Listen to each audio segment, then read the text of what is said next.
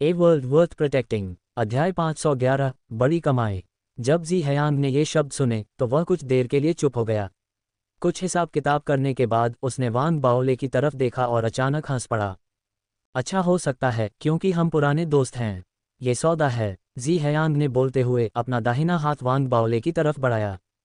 सौदा। वान बाओले ने भी अपना दाहिना हाथ आगे बढ़ाया और जी हयांग से हाथ मिलाया। वे दोनों खुशी से हंसे और एक दूसरे से थोड़ी देर बातें की। वान बाओले ने जी हयांग की पृष्ठभूमि के बारे में कुछ नहीं पूछा और न ही जी हयांग ने खुद इसके बारे में बात की। ऐसा लग रहा था कि उन दोनों ने एक दूसरे के साथ मौन सहमति स्थापित कर ली है। जी हयांग ने युद्ध के क्रेडिट जो उसने निवेश किए थे उन्हें वान बाओले की संप्रदाय जेड स्लिप पर खर्च कर दिया।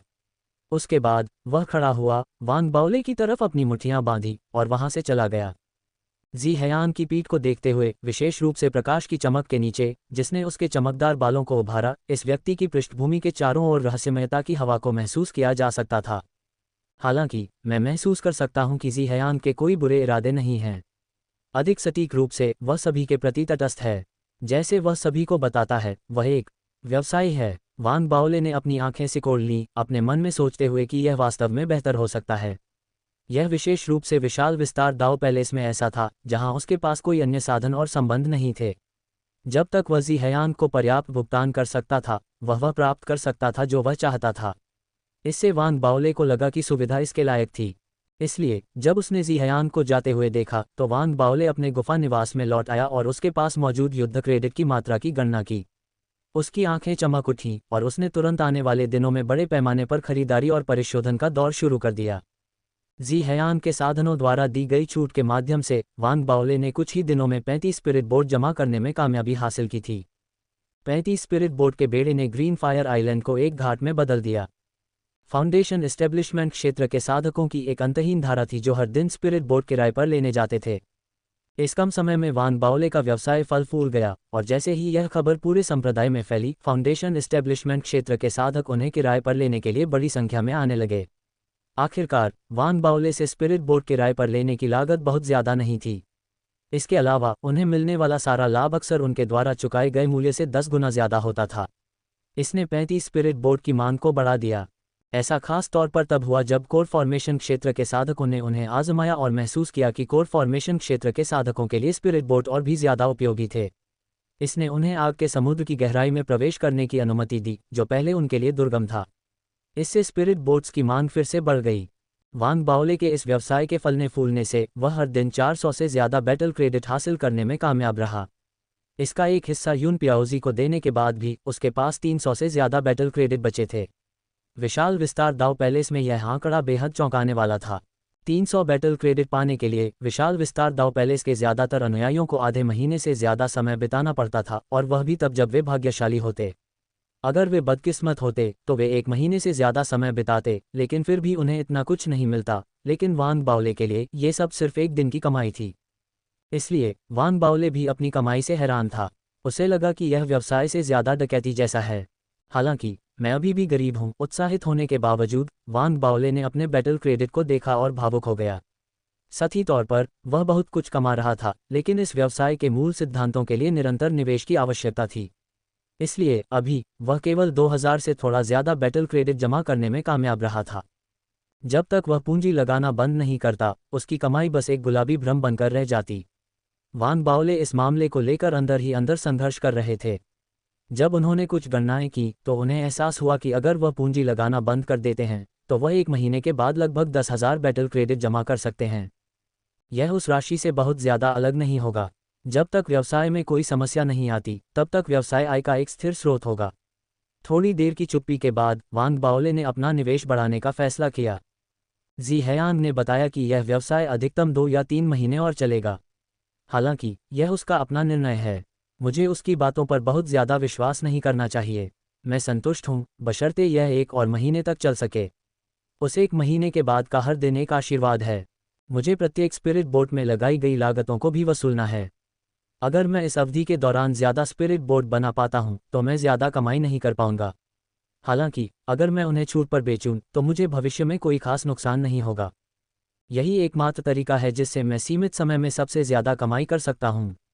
इस विचार के साथ वान बाओले ने अब और संकोच नहीं किया और उन्होंने व्यवसाय में और ज्यादा पूंजी डाली। उन्होंने अपने द्वारा अर्जित युद्ध क्रेडिट का उपयोग और ज्यादा स्पिरिट बोर्ड को परिष्कृत करने के लिए और ज्यादा सामग्री खरीदने में किया। सिद्धांत के अनुसार युन पियाओजी वान बाओले के व्यवसाय में पहले निवेशक थे, जो व्यवसाय के आधे हिस्से के मालिक थे। जी हयान दूसरे निवेशक थे, लेकिन उन्हें व्यवसाय के संचालन से होने वाली आय आवंटित नहीं की गई थी। इसलिए एक हद तक व्यवसाय में युन पियाओजी के शेयर कम नहीं हुए। हालांकि अभी जब वान बाओले ने अपनी आय का निवेश करने का फैसला किया तो पूरी स्थिति बदल गई थी। सैद्धांतिक रूप से अगर युन पियाओजी अपनी आय को 50% बनाए रखना चाहते थे तो उन्हें भी आनुपातिक मात्रा में पूंजी लगानी पड़ती।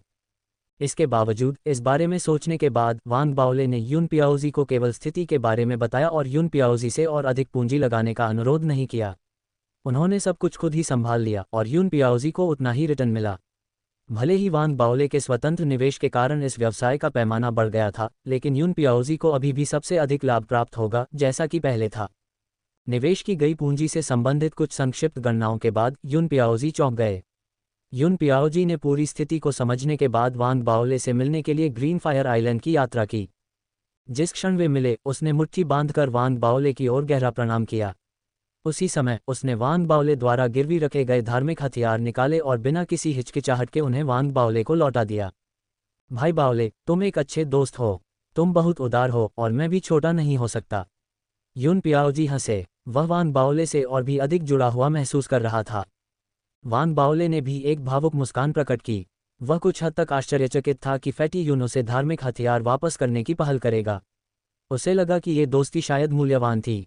अपनी हार्दिक बातचीत के बीच युन पियाओजी ने बढ़िया शराब की कई बोतलें निकालीं। युन पियाओजी के जाने से पहले दोनों ने कुछ ड्रिंक का आनंद लिया। हवा में युन पियाओजी ने अपना सिर नीचे करके ग्रीन फायर आइलैंड को देखा और अपने मन में सोचा, मेरा ये भाई बाओले कोई साधारण व्यक्ति नहीं है। लाभ महत्वपूर्ण है, फिर भी वह बिना किसी हिचकिचाहट के पूंजी के रूप में इसका उपयोग कर सकता है और हारने के लिए तैयार है। उसके जैसे लोग सरल नहीं होते। इसी तरह वान बाओले भी युन पियाओजी की यात्रा के बारे में सोच रहा था।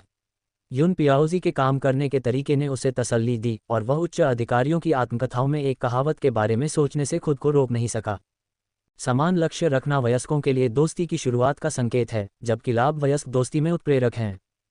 इसके साथ ही युन पियाओजी को विदा करने के बाद वान बाओले ने अपने सभी लाभ को व्यवसाय में निवेश कर दिया। वह लगातार सामग्री खरीदता रहा और हर दिन होने वाली कमाई से स्पिरिट बोट्स को परिष्कृत करता रहा।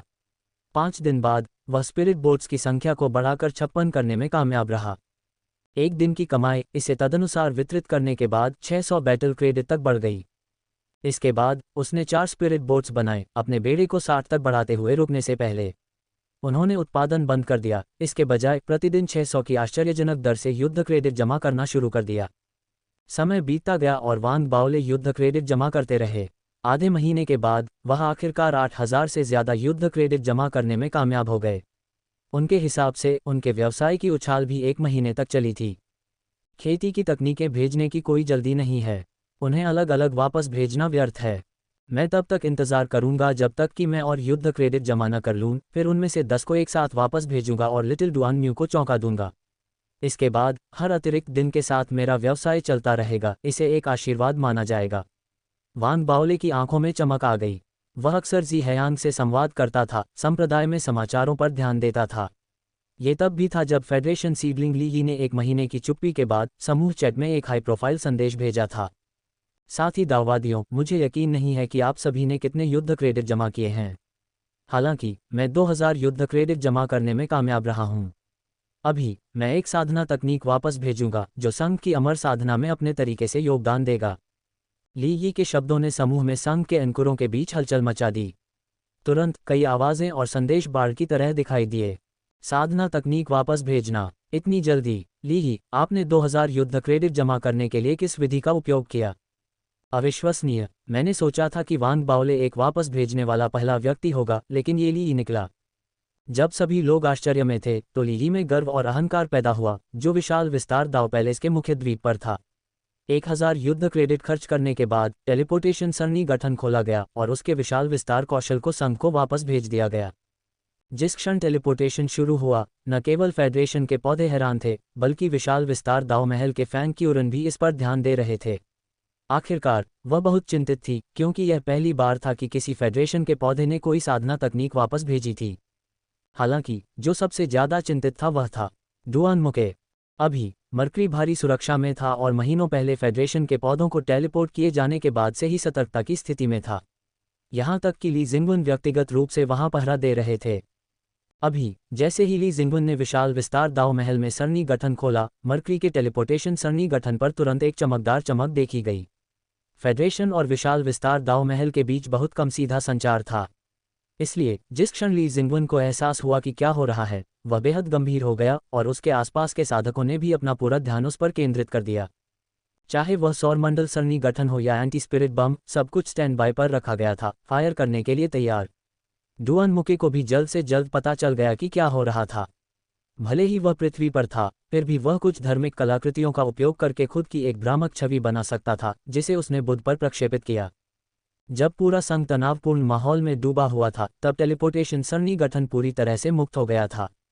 चमक ने हजारों फीट की दूरी को कवर किया और अंदर से एक जोरदार धमाका हुआ। हालांकि इस बार पैमाना स्पष्ट रूप से उस समय की तुलना में बहुत छोटा था जब 100 फेडरेशन सीडलिंग को टेलीपोर्ट किया जा रहा था। इस तरह ली जिंगुन और डुआन मुके ने अपनी आंखें सिकोड़ लीं। उन्होंने चीजों को आगे बढ़ने के लिए तुरंत हरी झंडी नहीं दी और इसके बजाय पहले स्थिति का निरीक्षण करना चुना। भले ही टेलीपोर्टेशन सरणी गठन चीजों को द्विदिशात्मक रूप से भेज सकता था, लेकिन इसके लिए दोनों पक्षों की स्वीकृति की आवश्यकता थी। उदाहरण के लिए, टेलीपोर्टेशन सरणी संरचना को खोलने के लिए टेलीपोर्टेशन शुरू होने से पहले बुध की ओर से स्वीकृति और अनुमोदन की आवश्यकता होती है। शायद ऐसे तरीके हो सकते हैं जहां टेलीपोर्टेशन बिना स्वीकृति के हो सकता है, लेकिन इसके लिए बहुत अधिक कीमत चुकानी होगी। ऐसा नहीं लगता कि किसी को वापस टेलीपोर्ट किया जा रहा है।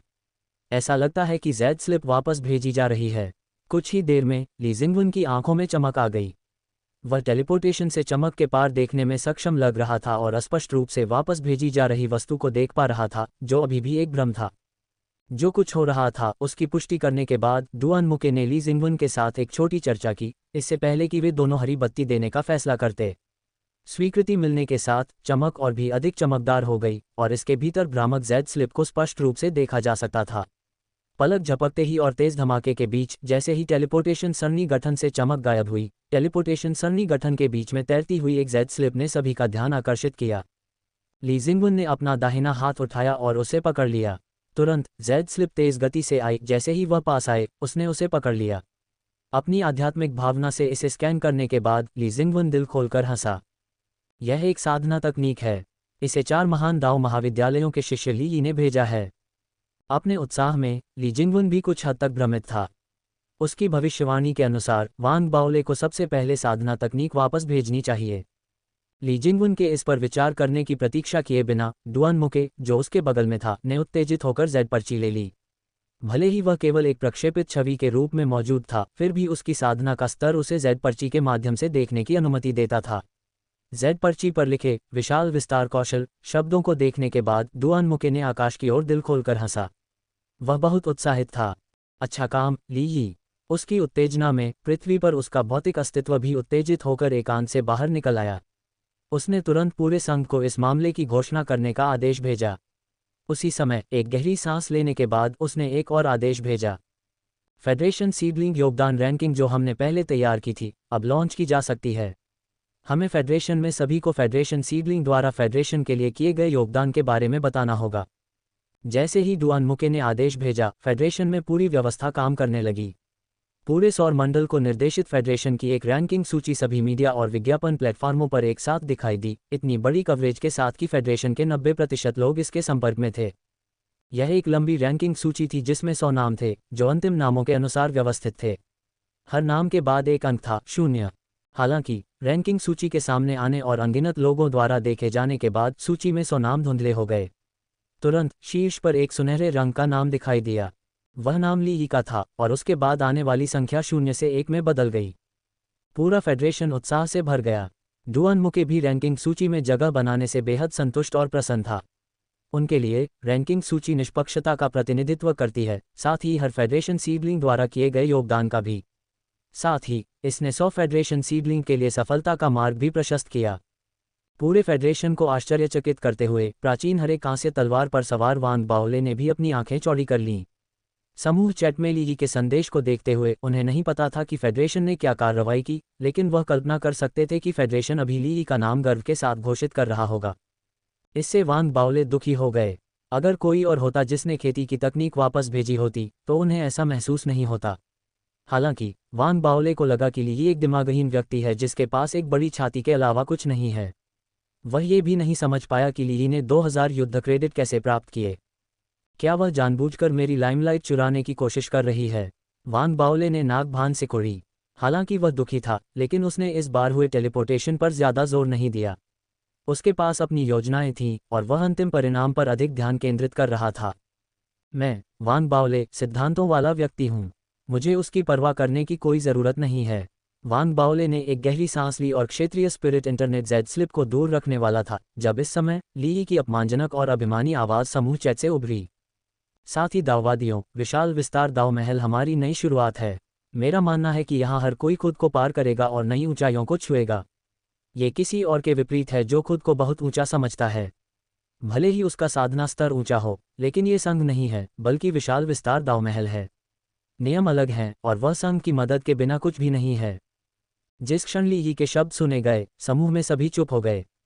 वे स्पष्ट रूप से जानते थे कि एक महीने की चुप्पी के बाद लीही ने वान बाओले पर सीधे हमला करना शुरू कर दिया था। वान बाओले अपनी जेड स्लिप को दूर रखना चाहता था, लेकिन लीही के अहंकारी होने की बात सुनने के बाद उसने अपनी भौहें उठाईं और उसका गुस्सा भड़क उठा। उसने सख्ती से देखा और तुरंत हवा में छलांग लगाई, ग्रीन फायर आइलैंड से विशाल विस्तार दाव महल की ओर दौड़ा। वह सबसे पहले विशाल विस्तार तकनीक कक्ष गया, जहां उसने 3 साधना तकनीकों का आदान प्रदान किया, जिनमें से प्रत्येक की कीमत 1000 युद्ध क्रेडिट थी। उसके बाद वह विशाल विस्तार दाव महल में टेलीपोर्टेशन सरणी गठन की ओर बढ़ा। पूरी प्रक्रिया लंबे समय तक नहीं चली और जल्द ही विशाल विस्तार दाव महल का टेलीपोर्टेशन सरणी गठन एक बार फिर से खुल गया। चूंकि दूसरी बार टेलीपोर्टेशन सरणी गठन पहली बार के बाद लंबे समय तक नहीं खुला था, इसने तुरंत विशाल विस्तार दाव महल का ध्यान आकर्षित किया। टेलीपोर्टेशन के प्रभारी दाव महल के साधक ने चौंक कर देखा, खासकर जब उसने देखा कि वान बाओले ने 3 जेड स्लिप्स निकाली और टेलीपोर्टेशन सरणी गठन को खोलने के लिए 3000 बैटल क्रेडिट का भुगतान किया। विशाल विस्तार दाव महल में 3000 बैटल क्रेडिट एक बड़ी राशि थी। यहाँ तक कि फैंक्यूरन भी इसके बारे में सुनकर हैरान था। फेडरेशन तो और भी हैरान था। बुध के टेलीपोर्टेशन सरणी गठन से चमक अभी अभी गायब हुई थी कि यह फिर से चमकने लगी। इस बार चमक पहले की तुलना में कई गुना अधिक चमकदार थी। ली जिंगवन ने राहत की सांस ली ही थी कि वह फिर से सतर्क हो गया। डुआन मुके के साथ भी यही हुआ। उसका भ्रमपूर्ण स्वरूप कुछ ही समय बाद फिर से इकट्ठा हो गया। जो कुछ हो रहा था उस पर दोनों का पूरा ध्यान केंद्रित होने के साथ ही एक जोरदार धमाका हुआ। टेलीपोर्टेशन से निकलने वाली चमक इतनी शानदार थी कि डुआन मुके की सांस अटक गई। क्या ये हो सकता है कि इस बार किसी व्यक्ति को वापस टेलीपोर्ट किया जा रहा है? जैसे ही वे दोनों सदमे में थे और सभी बल उच्चतम अलर्ट पर थे, ली जिंगवन की आंखें अचानक चौड़ी हो गईं। यह कोई व्यक्ति नहीं है, यह एक जेड स्लिप है। उनमें से 3 जेड स्लिप। डुआन मुके चौंक गया और तुरंत अवर्णनीय खुशी से भर गया। इसलिए स्वीकृति देने के बाद टेलीपोर्टेशन से निकलने वाली चमक धीरे धीरे गायब हो गई। टेलीपोर्टेशन सरणी गठन के भीतर 3 जेड स्लिप स्पष्ट रूप से दिखाई दिए। डुआन मुके इंतजार नहीं कर सका और उसने उन सभी को पकड़ लिया। उन्हें देखने के बाद वह उस समय से भी अधिक उत्तेजित हो गया जब उसने ली द्वारा पहले भेजी गई साधना तकनीक को देखा था। ली जिंगवन, जो उसके बगल में था, ने भी जल्दी से एक नज़र डाली और उसके चेहरे पर एक बड़ी मुस्कान दिखाई दी।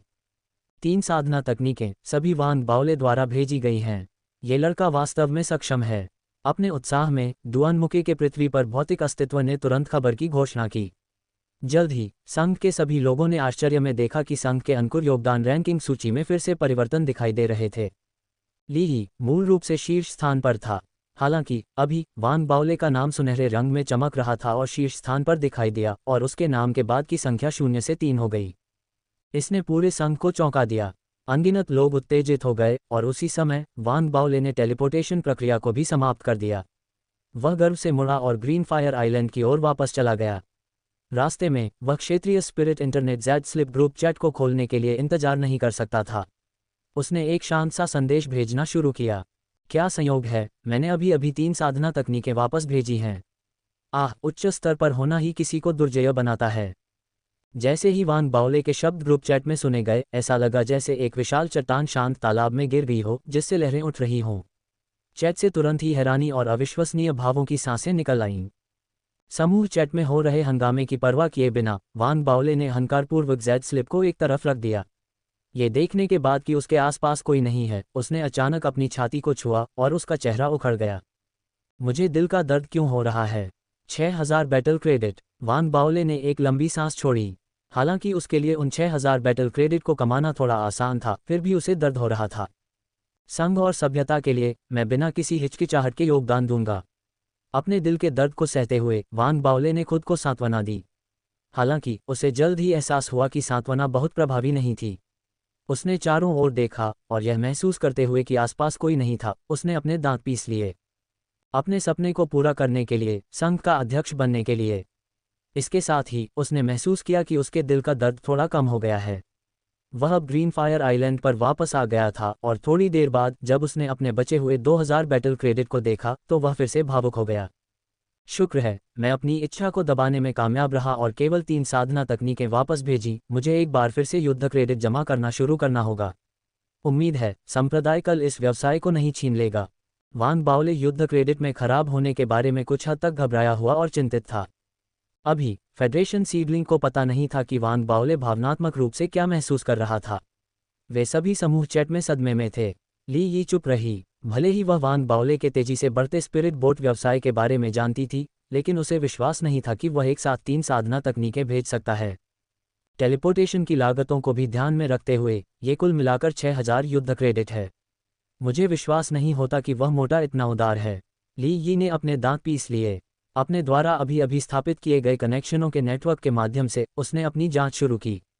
उसे जल्द ही पता चला कि वान बाओले ने वास्तव में विशाल विस्तार दाव पैलेस के टेलीपोर्टेशन सरणी गठन के माध्यम से 3 जेड स्लिप्स भेजी थीं और इससे उसका संतुलन बिगड़ गया। मुझे नहीं लगता कि तुम यहाँ भी मुझसे बेहतर हो, तुम मोटे। ली यी की सांसें तेज हो गईं। उसने अपने दांत पीस लिए और अधिक युद्ध क्रेडिट अर्जित करने की तैयारी शुरू कर दी। वह विशाल विस्तार दाव महल में अपनी यात्रा का उपयोग वान बाओले से आगे निकलने के लिए करना चाहती थी। दिन ऐसे ही बीतते गए। 10 दिन बीतने के बाद भी वान बाओले को कभी कभी अपने नुकसान का दर्द महसूस होता रहा। वह फिर से 8000 से अधिक युद्ध क्रेडिट जमा करने में कामयाब रहा। तब उसे आखिरकार राहत महसूस हुई। ये भी इसी समय था जब वान बाओले को लगा कि कुछ भयावह होने वाला है। उसने महसूस किया कि पिछले कुछ दिनों में लोग ग्रीन फायर आइलैंड के बाहर आ गए थे। वे उसकी स्पिरिट बोट किराए पर लेने के लिए नहीं आए थे और इसके बजाय वहां की गतिविधियों को रिकॉर्ड और देख रहे थे। उसी समय जीहयांग ने भी वान बाओले को एक वॉयस ट्रांसमिशन भेजा। बाओले, संप्रदाय के उच्च प्रबंधन ने अगले कुछ दिनों में व्यवसाय को खरीदने का निर्णय पहले ही ले लिया है। तुम्हें तैयार रहना चाहिए। वान बाओले का दिल धड़क उठा। हालांकि उसे पता था कि वह दिन जल्दी या बाद में आएगा, लेकिन वह ऐसा होने की उम्मीद नहीं कर सकता था। हालांकि वह ये भी जानता था कि वह इस बारे में कुछ भी नहीं बदल सकता था। तथ्य यह है कि इस तरह का व्यवसाय जो एक महीने में 20,000 बैटल क्रेडिट कमा सकता था, अब तक चल सकता है। इसका मतलब है कि संप्रदाय में किसी ने आंखें मूंद ली थीं। इसने इस तथ्य को भी उजागर किया कि यह लंबे समय तक नहीं चल सकता। युन पियाओजी ने वान बाओले को एक वॉयस ट्रांसमिशन भी भेजा। ऐसा लग रहा था कि उसके पास जीहयांग की तुलना में कम शक्ति थी। उसने उसके 2 दिन बाद वॉयस ट्रांसमिशन भेजा। युन पियाओजी को संप्रदाय द्वारा अपना निर्णय भेजे जाने से 1 घंटे पहले ही इस मामले के बारे में पता चला और उसने तुरंत वान बाओले को इसके बारे में बताया। युन पियाओजी का वॉयस ट्रांसमिशन प्राप्त करने के कुछ ही समय बाद वान बाओले, जो पहले से ही इसके लिए मानसिक रूप से तैयार थे, को संप्रदाय से अधिसूचना मिली। यह कोई बातचीत नहीं थी, बल्कि एक अधिसूचना थी।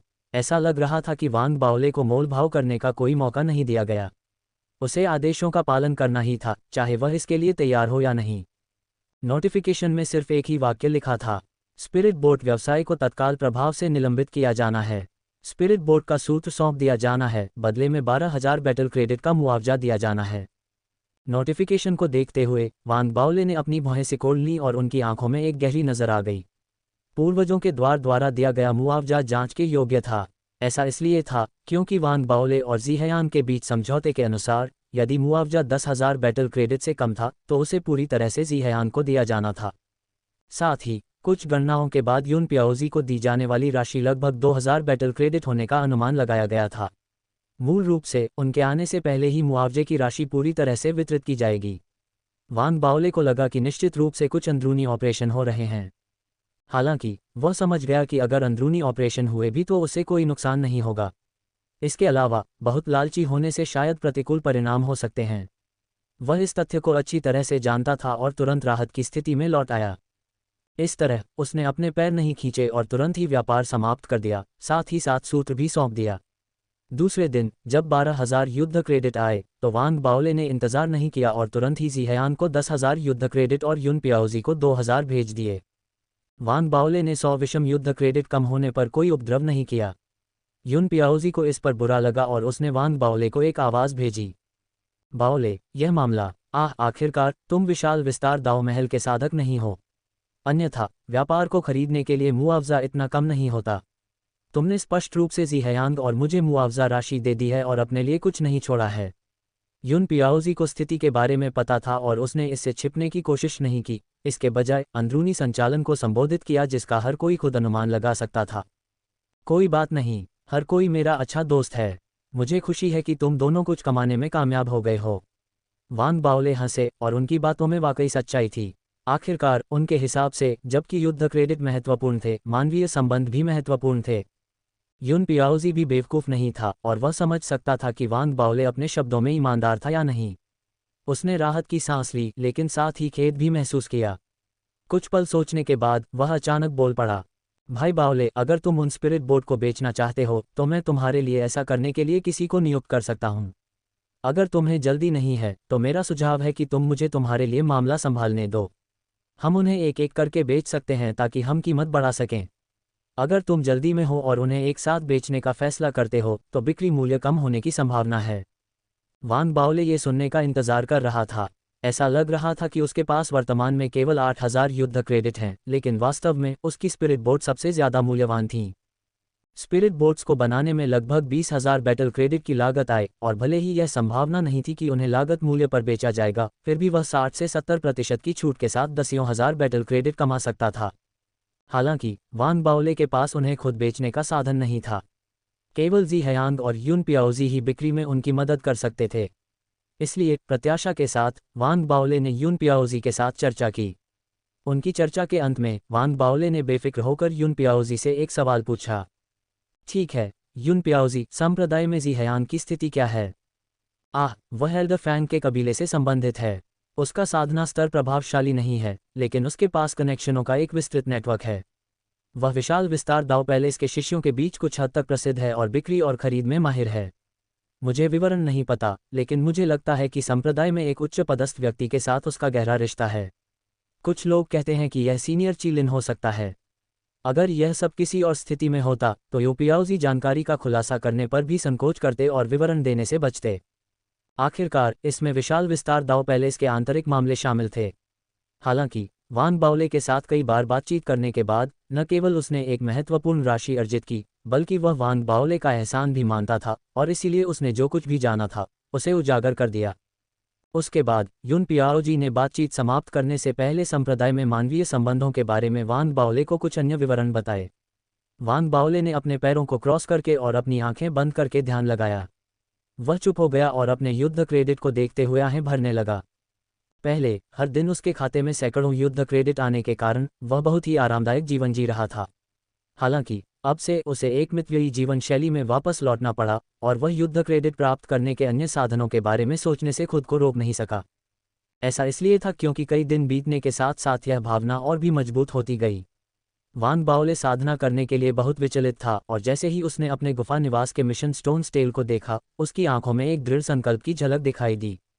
इसे भूल जाओ, तलवार के शरीर की ओर जाना और पहचान टोकन ढूंढना युद्ध क्रेडिट प्राप्त करने का सबसे वैध तरीका है और यह ऐसा तरीका है जिसे कोई भी नहीं छीन सकता है। इस विचार के साथ वांग बाओले ने मिशन शुरू किया। साफ सफाई करने के बाद वह ग्रीन फायर आइलैंड से चला गया। वह मिशन के निर्देशों के अनुसार लावा अग्नि सागर में यात्रा करता हुआ तलवार के हैंडल से तलवार के शरीर में घुस जाता है। चूंकि यात्रा लंबी थी, इसलिए वांग बाओले ने लंबी यात्रा की तैयारी की। जैसे ही वह आगे बढ़ा, उसने अपनी दिशा समायोजित की। हालांकि उसकी युद्ध क्रेडिट जेड पर्ची अचानक कंपन करने लगी। अपनी घबराहट में वांग बाओले ने उस पर एक नज़र डाली और आश्चर्यचकित हो गया क्योंकि किसी अज्ञात कारण से 500 युद्ध क्रेडिट उसके खाते में जमा हो गए थे। क्या हो रहा है? वांग बाओले ने उत्सुकता से देखा और महसूस किया कि यह ज़िहयांग था जिसने उसे युद्ध क्रेडिट भेजा था। इससे वह और भी अधिक उत्सुक हो गया और उसने एक ध्वनि संचरण के माध्यम से उससे इसके बारे में पूछने का फैसला किया। अरे भाई, क्या तुम्हें यह मिला? मैंने अभी अभी एक व्यवसाय संभाला है और तुम इसका आधा हिस्सा ले सकते हो। इसके पीछे के कारण के बारे में मुझे लगता है कि तुम्हें जल्द ही पता चल जाएगा। ध्वनि संचरण समाप्त करने के बाद वांग बाओले को संदेह हुआ। जी हयांग ने बिना किसी कारण के उसे युद्ध क्रेडिट भेजा और उसके शब्द इतने रहस्यमय थे कि वह जल्द ही पता लगा लेगा। ऐसा लगता है कि यह कोई छोटी समस्या नहीं है। वांग बाओले गहरी सोच में डूबा हुआ था क्योंकि उसने सहज रूप से अपने आसपास की जांच की। उसने महसूस किया कि कुछ भी असामान्य नहीं हो रहा था, चाहे वह उसके नीचे आग का सागर हो या आसमान में आग की चमक। हालांकि वह फिर भी सतर्क हो गया और मिशन जेड स्लिप के साथ अपने बियरिंग की जांच करने के बाद बिना किसी हिचकिचाहट के आगे बढ़ना जारी रखा। प्रारंभिक चरण के कोर फॉर्मेशन दायरे का चरम स्तर वांग बाओले की गति के संदर्भ में व्यक्त किया गया था। वह बिजली की तरह था और लाइटनिंग इमोर्टल ट्रांसफॉर्मेशन का भी बहुत बड़ा प्रभाव था, जिससे वांग बाओले ऐसा लग रहा था जैसे वह बिजली पर कदम रख रहा हो। वह इतना तेज था कि उसने पलक झपकते ही बहुत बड़ी दूरी तय कर ली। मिशन जेड स्लिप द्वारा दिए गए निर्देशों के अनुसार वांग बाओले को समझ में आ गया कि ग्रीन फायर आइलैंड से सूर्य में दबी तलवार के शरीर तक यात्रा करने में उसे लगभग 3 साल लगेंगे। आखिरकार प्राचीन हरी कांस्य तलवार इतनी बड़ी थी कि उसके हैंडल के रूप में वर्गीकृत क्षेत्र भी पृथ्वी से काफी बड़ा था। इसलिए वह केवल उड़ान पर निर्भर नहीं रह सकता था। बीच में उसे आवश्यक समय को कम करने के लिए टेलीपोर्टेशन का उपयोग करना पड़ा। टेलीपोर्टेशन स्पॉट विशिष्ट द्वीपों पर बनाए गए थे। इस प्रकार भले ही वांग बाओले वर्तमान में तलवार के शरीर की दिशा में जा रहा था, फिर भी उसने एक निर्देशांक चुना जो डिस्टिविजन द्वीप के रूप में जाना जाने वाला एक द्वीप दर्शाता था, अन्य टेलीपोर्टेशन स्पॉट के अलावा 10। टेलीपोर्टेशन प्रक्रिया के लिए हर बार 100 बैटल क्रेडिट की आवश्यकता होती है। मिशन विवरण के अनुसार 5 टेलीपोर्टेशन की आवश्यकता होती है। इसका मतलब है कि 500 बैटल क्रेडिट की आवश्यकता है। मेरी वापसी यात्रा पर 500 बैटल क्रेडिट की आवश्यकता है। क्या घोटाला है, वांग बाओले ने बड़बड़ाया। उसने मिशन की जांच की और निर्देशांक की पुष्टि की, फिर वह बिजली की तरह तेज गति से दूर की ओर भागा। इस तरह समय बीतता गया। जल्द ही आधा महीना बीत गया। पहले टेलीपोर्टेशन स्पॉट डिस्टिविशन आइलैंड तक पहुंचने में लगभग 3 दिन लगेंगे।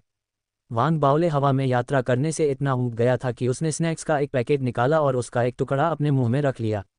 उसने आह भरी। भले ही प्राचीन हरी कांस्य तलवार अपनी केंद्रित आत्मा क्यूई के साथ साधना के लिए एक आश्रय स्थल थी, लेकिन बिक्री के लिए कोई स्नैक्स नहीं था।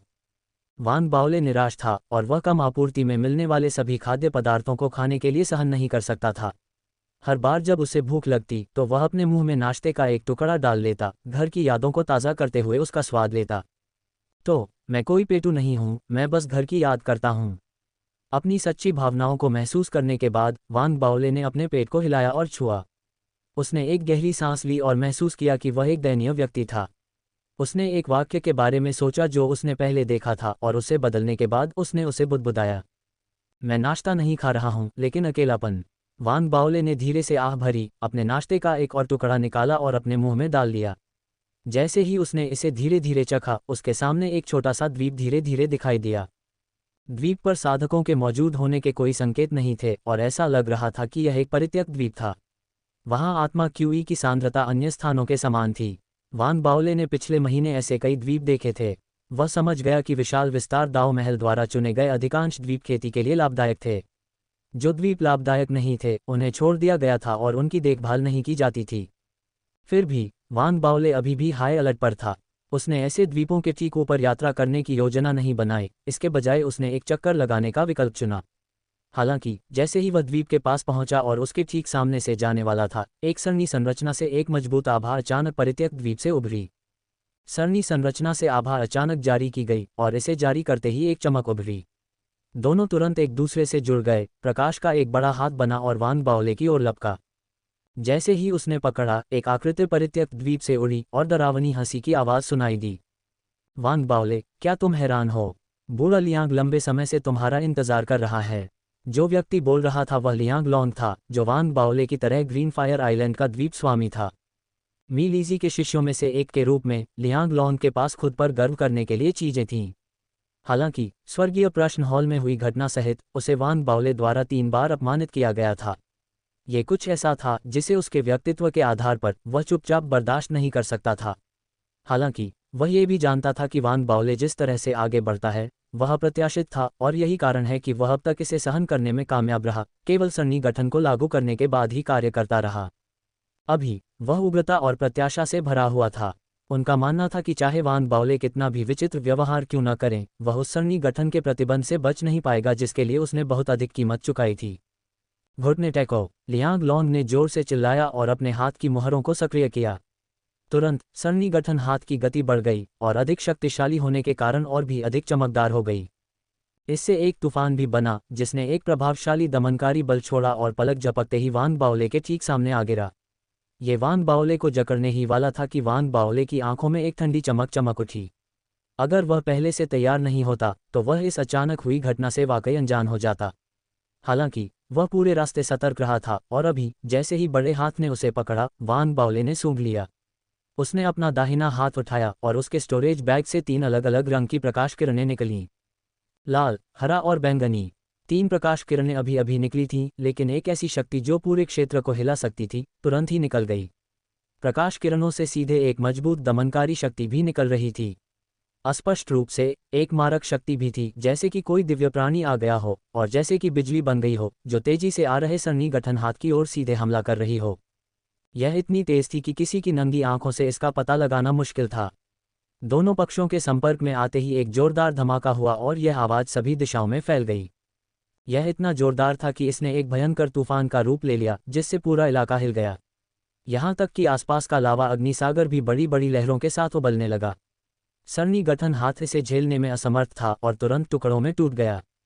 सरणी गठन हाथ से गुजरने के बाद 3 प्रकाश किरणें आगे बढ़ना बंद नहीं हुईं। वे परित्यक्त भूमि की ओर बढ़ते रहे और 3 प्रकाश किरणों की तरह थे जो अंतरिक्ष को नष्ट कर सकते थे। वे लियांग लॉन्ग की ओर निर्देशित थे जो सदमे और अविश्वास से ग्रसित था और उसकी आवाज़ चली गई थी, वह चिल्ला भी नहीं पा रहा था। प्रकाश किरणें तुरंत उसके पास पहुंची और वे सभी बाधाओं को पार करने में सक्षम लग रही थीं। ये कैसा धार्मिक खजाना है। आसन संकट से लियांग लॉन्ग बेहद हैरान था। उसकी खोपड़ी सुन्न हो गई और उसके मन में भावनाओं का सैलाब उमड़ पड़ा। उसके पास सोचने या चकमा देने का समय नहीं था। लाल आंखों से उसने चिल्लाया और अपनी गर्दन के चारों ओर लटकी जेड स्लिप को खींचकर घुमाया। तुरंत एक बड़ी कछुए के खोल जैसी रोशनी वाली स्क्रीन उसके सामने आ गई। ये फिर से, क्या तुम्हें सच में लगता है कि मैं उसे हरा नहीं सकता? उस समय बहुत सारे लोग थे और इसीलिए मैंने तुम्हें फंसाने का फैसला किया। वान बाओले ने अपनी आंखें सिकोड़ लीं। वह सच बोल रहा था। वास्तव में अपनी क्षमताओं के आधार पर वह कछुए के खोल को नष्ट करने में सक्षम नहीं हो सकता था, लेकिन वह अपनी पूरी ताकत से हमला कर सकता था ताकि लियांग लॉन्ग कछुए के खोल से संपर्क खो दे। हालांकि ग्रीन फायर आइलैंड पर ऐसा करना बेकार था। अगर उसने वास्तव में वहां लियांग लॉन्ग को मार दिया तो मी लीजी क्रोधित हो जाएगी। हालांकि यह मामला अलग था। वान बाओले ने अपनी आंखें सिकोड़ लीं। उसने अपने हाथ की मुहरों से इशारा किया और हवा में 3 प्रकाश किरणों ने अपना असली रूप प्रकट किया। वे 3 अलग अलग रंग की उड़ती तलवारें थीं। ये तिरंगा उड़ने वाली तलवार थी जिसे वान बाओले ने अलौकिक नवजात आत्मा क्षेत्र के नेता से प्राप्त किया था। अभी उसके हाथ की मुहरों के साथ तिरंगा उड़ने वाली तलवार की शक्ति प्रकट हुई थी और यह पहले से भी अधिक भयावह थी। वे सीधे लियांग लॉन्ग के कछुए के खोल की ओर बढ़े और वे इतने तेज थे कि उन्होंने तुरंत संपर्क किया। लियांग लॉन्ग की चीखें कुछ सेकंड तक भी नहीं टिक पाती, इससे पहले कि अत्यंत कठोर कछुए के खोल पर दरारें दिखाई देतीं।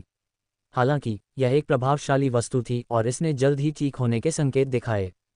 वान बाओले ने तुरंत उसके पास जाकर भौहें सिकुड़ीं। उसने अपना दाहिना हाथ उठाया और उसके शरीर के अंदर का हरा कमल हिल गया। उसके अंदर का लाइटनिंग कोर, हॉट कोर और डार्क कोर तुरंत सक्रिय हो गए, उसके दाहिने हाथ में इकट्ठा हो गए। वान बाओले के शरीर से एक अत्यंत अनुचित चेतना प्रकट हुई। जैसे ही वह पास पहुंचा, उसने सुपरनोवा को सक्रिय कर दिया और मुक्का मारकर हमला कर दिया। उस मुक्के ने आकाश और धरती को हिलाकर रख दिया। जैसे ही इसे छोड़ा गया, इसने एक फटा हुआ ब्लैक होल बना दिया जो लियांग लॉन्ग के कछुए के खोल पर उतरते ही सब कुछ निगलने लगा। तिरंगे की उड़ती तलवार के पूरक के रूप में दोनों बल सक्रिय हो गए और कछुए के खोल पर एक कंपन विरोधी बल बन गया। अगर लियांग लॉन्ग के पास पर्याप्त रूप से उच्च साधना स्तर होता तो वह टिक सकता था। हालांकि वह कछुए के खोल को नियंत्रित करने में असमर्थ लग रहा था और कंपन विरोधी बल का सामना करने में असमर्थ था। एक बार जब स्पिरिट क्यूई प्रदान नहीं किया गया तो कछुए का खोल पीछे की ओर गिर गया, सीधे लियांग लॉन्ग पर गिर गया। जब सब कुछ हुआ तो एक तूफान की शक्ति सभी दिशाओं में फैल गई। लियांग लॉन्ग ने खून की उल्टी की, उसका शरीर पतंग की तरह अपनी डोर से कट गया और वह पीछे हट गया, बहुत पीटा हुआ। उसके चेहरे पर डर का भाव दिखाई दिया, क्योंकि उसने कभी नहीं सोचा था कि वान बाओले की युद्ध शक्तियां इतनी चौंकाने वाली होंगी। वान बाओले, तुमने मुझे मारने की हिम्मत की। मुझ पर जीवन आकर्षण बल हैं। मुझे मारने से अन्य अस्तित्व आकर्षित हो सकते हैं और मेरे गुरु इसे तुरंत महसूस कर पाएंगे, और जब वह समीक्षा करेंगे कि क्या हुआ तो वे इसके पीछे के अपराधी का पता लगा सकते हैं। लियांग लॉन्ग ने पीछे हटते हुए घबराहट में कहा, तुम्हें मार डालूं? मैं तुम्हें क्यों मारूं? वान बाओले ने एक रस्सी निकाली, उसके चेहरे पर एक बुरी मुस्कान चमक उठी। उसकी हरकतें और उसकी वह मुस्कान लियांग लॉन्ग की आंखों में पड़ गई, और लियांग लॉन्ग तुरंत डर से जकड़ गया क्योंकि उसके दिल में एक बुरी भावना पैदा हो गई थी। क्या तुम करने जा रहे हो? मैं क्या करने जा रहा हूँ? तुम्हें जल्द ही पता चल जाएगा। वान बाओले ने खांसी निकाली और वह कदम दर कदम लियांग लॉन्ग के पास पहुंचते हुए और भी दुष्ट होता जा रहा था। तुम यहाँ मत आना। लियांग लॉन्ग का शरीर कांप उठा और उसकी रीढ़ में ठंडक दौड़ गई। बिना किसी हिचकिचाहट के वह पीछे हटना चाहता था क्योंकि उसे लगा कि वान बाओले एक पागल है। साथ ही उसे उकसाने का पछतावा भी होने लगा। अभी वान बाओले एक डरावनी मुस्कान के साथ रस्सी निकाल रहा था और स्पष्ट रूप से एक पागल की तरह व्यवहार कर रहा था। हालांकि लियांग लॉन्ग पीछे हटने में अभी भी बहुत देर कर चुका था। जिस क्षण वह भागने वाला था, वान बाओले की आंखों में एक ठंडी चमक उठी और उसने अपने दाहिने हाथ में रस्सी को जोर से हिलाया। उसे बांध दो। जिस क्षण वान बाओले ने कहा, रस्सी लाल चमक के साथ हवा में उड़ गई। ये हवा में सांप की तरह मुड़ गई और बेहद डरावनी थी। हालांकि अगर कोई करीब से देखे तो रस्सी को छोड़ते ही वह तुरंत लियांग लॉन्ग की ओर नहीं बढ़ी। ऐसा लग रहा था कि वह हिचकिचा रही थी, सहज रूप से आसमान में उड़कर कहीं छिप जाना चाहती थी। लियांग लॉन्ग ने रस्सी की खासियत नहीं देखी, लेकिन वान बाओले ने इसे स्पष्ट रूप से देखा। उसने तुरंत गुस्से से चेहरा बनाया और रस्सी को फटकारने वाला था। तभी लियांग लॉन्ग सांप की तरह हिलती हुई रस्सी से डर गया, चिल्लाया और भी तेज गति से पीछे हट गया, द्वीप से भाग गया। हालांकि अगर वह भागने की कोशिश नहीं करता तो कोई बात नहीं होती, लेकिन जैसे ही उसने कोशिश की, कुछ हद तक हिचकिचाती हुई रस्सी हिल गई। अगर इसे मूर्त रूप दिया जाता तो ये कहा जा सकता था कि रस्सी की आंखें तुरंत चमक उठीं और जाग गईं। इसने उत्तेजित होकर अपनी दिशा बदली, इतनी तेजी से आगे बढ़ी कि वान बाओले भी चौंक गए क्योंकि यह लियांग लॉन्ग के ठीक सामने आ गई। मुझसे दूर हो जाओ, लियांग लॉन्ग जोर से चिल्लाया। उसका दिल कांप रहा था क्योंकि वह संघर्ष करने की कोशिश कर रहा था, लेकिन सब कुछ व्यर्थ था। रस्सी बेहद लचीली थी और एक झटके में यह उसके चारों ओर कई बार लपेटी गई, उसे कसकर बांध दिया। जिस क्षण रस्सी ने लियांग लॉन्ग को बांधा, रस्सी से एक सील की शक्ति निकली जिसने सारी स्पिरिट क्यूई को काट दिया और लियांग लॉन्ग की साधना को सील कर दिया। पलक झपकते ही लियांग लॉन्ग एक आम आदमी में बदल गया, उसका शरीर जोर से जमीन पर गिरा। इससे लियांग लॉन्ग की सांसें तेज हो गईं। वह बेहद डरा हुआ था और मदद के लिए चिल्लाने वाला था। हालांकि जैसे ही उसने अपना मुंह खोला, रस्सी का एक सिरा उसके मुंह में घुस गया। लियांग लॉन्ग की आंखें चौड़ी हो गईं और उसके माथे पर पसीना आ गया। वह शारीरिक रूप से शक्तिहीन था और अभी उसके मुंह में रस्सी होने के कारण वह आवाज नहीं निकाल सकता था। असहायता की यह भावना उसे शायद ही कभी अनुभव हुई हो। ऐसा तब खास तौर पर हुआ जब उसने वान बाओले को डर से देखा, क्योंकि वान बाओले एक दुष्ट मुस्कान के साथ उसके पास आया था। लियांग लॉन्ग कांप उठा, सारी उम्मीद खो चुका था और उसने अपने शरीर को पीछे की ओर घुमाया, सहज रूप से खुद को वान बाओले से दूर करने की कोशिश की। हालांकि यह उसकी इच्छाधारी सोच थी। जल्द ही वान बाओले ने उसके बालों को पकड़ लिया और उसे अपने सामने फेंक दिया।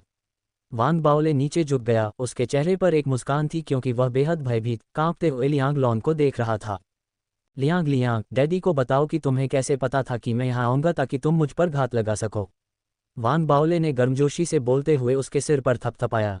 जिस क्षण वान बाओले ने बात की, लियांग लॉन्ग ने अपनी आंखें चौड़ी की और वह स्तब्ध रह गया।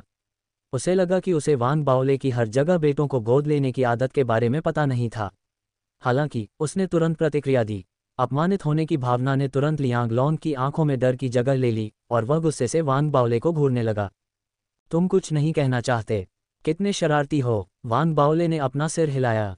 उसने अपना हाथ बंद किया और रस्सी की ओर इशारा किया।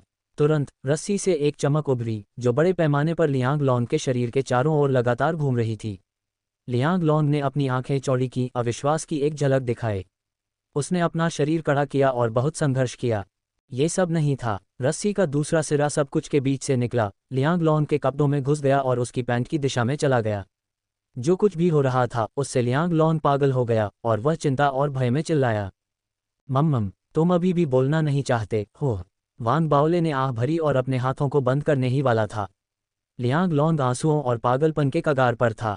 ऐसा नहीं था कि वह बोलना नहीं चाहता था, इसके बजाय वह अपने मुंह में रस्सी के साथ बोल नहीं सकता था। तुम अब बोलना चाहते हो? मैं तुम्हें एक वाक्य बोलने का मौका देता हूँ। तुम्हें इस पर अच्छी तरह से सोचना चाहिए और मुझे 10 शब्दों में सब कुछ बताना चाहिए। वान बाओले ने लियांग लॉन के चेहरे पर थप्पड़ मारा और उसके मुंह से रस्सी हटा दी। रस्सी हटाते ही लियांग लॉन बिना किसी हिचकिचाहट के बोला, जी हयांग से जानकारी, इसकी कीमत 1000 युद्ध क्रेडिट है। 10 शब्द, न ज्यादा न कम। इससे ये देखा जा सकता था कि लियांग लॉन सच में वान बाओले से डरता था। लियांग लॉन की बातें सुनकर वान बाओले ने अपनी आंखें सिकोड़ लीं। उसने इस बारे में सोचा और अपना दाहिना हाथ हिलाया। तुरंत रस्सी फिर से लियांग लॉन के मुंह में चली गई। भले ही उसने बहुत संघर्ष किया और अपना मुंह बंद रखा, लेकिन ये बेकार था। जहां तक तुम्हारा सवाल है, शांत रहो। मैं तुम्हें नहीं मारूंगा। ये यहाँ बहुत अच्छी, स्वर्ग जैसी जगह है। मैं तुम्हें यहाँ खेती करने दूंगा।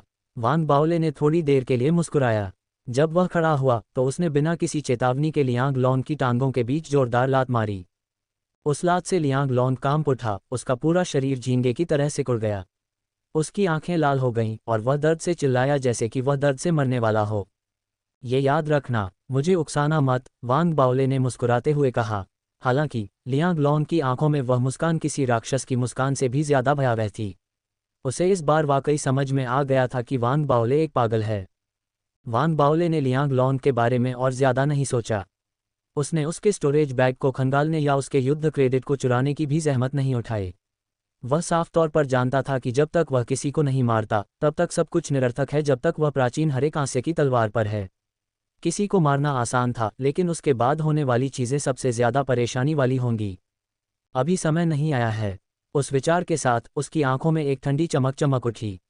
वह जमीन पर पैर रखकर हवा में उछला और उड़ गया। रस्सी लियांग लॉन पर ही रह गई, क्योंकि सजा यहीं खत्म नहीं हुई थी। इसके अलावा वह रस्सी से जुड़ा हुआ था। एक बार सोचने पर वह रस्सी को वापस खींच सकता था। उसे रस्सी खोने का डर नहीं था। उसे ये भी एहसास हुआ कि रस्सी खुले में पालने के लिए उपयुक्त थी। दूसरी ओर लियांग लॉन ने जब देखा कि वान बाओले चले गए हैं तो वह शारीरिक और मानसिक रूप से हार मान गया और दर्द से बेहोश हो गया। हालांकि वह बेहोश था, फिर भी उसका शरीर कांप रहा था। वान बाओले के लिए लियांग लॉन का दिखना एक अप्रत्याशित घटना थी और उसे इसकी परवाह नहीं थी।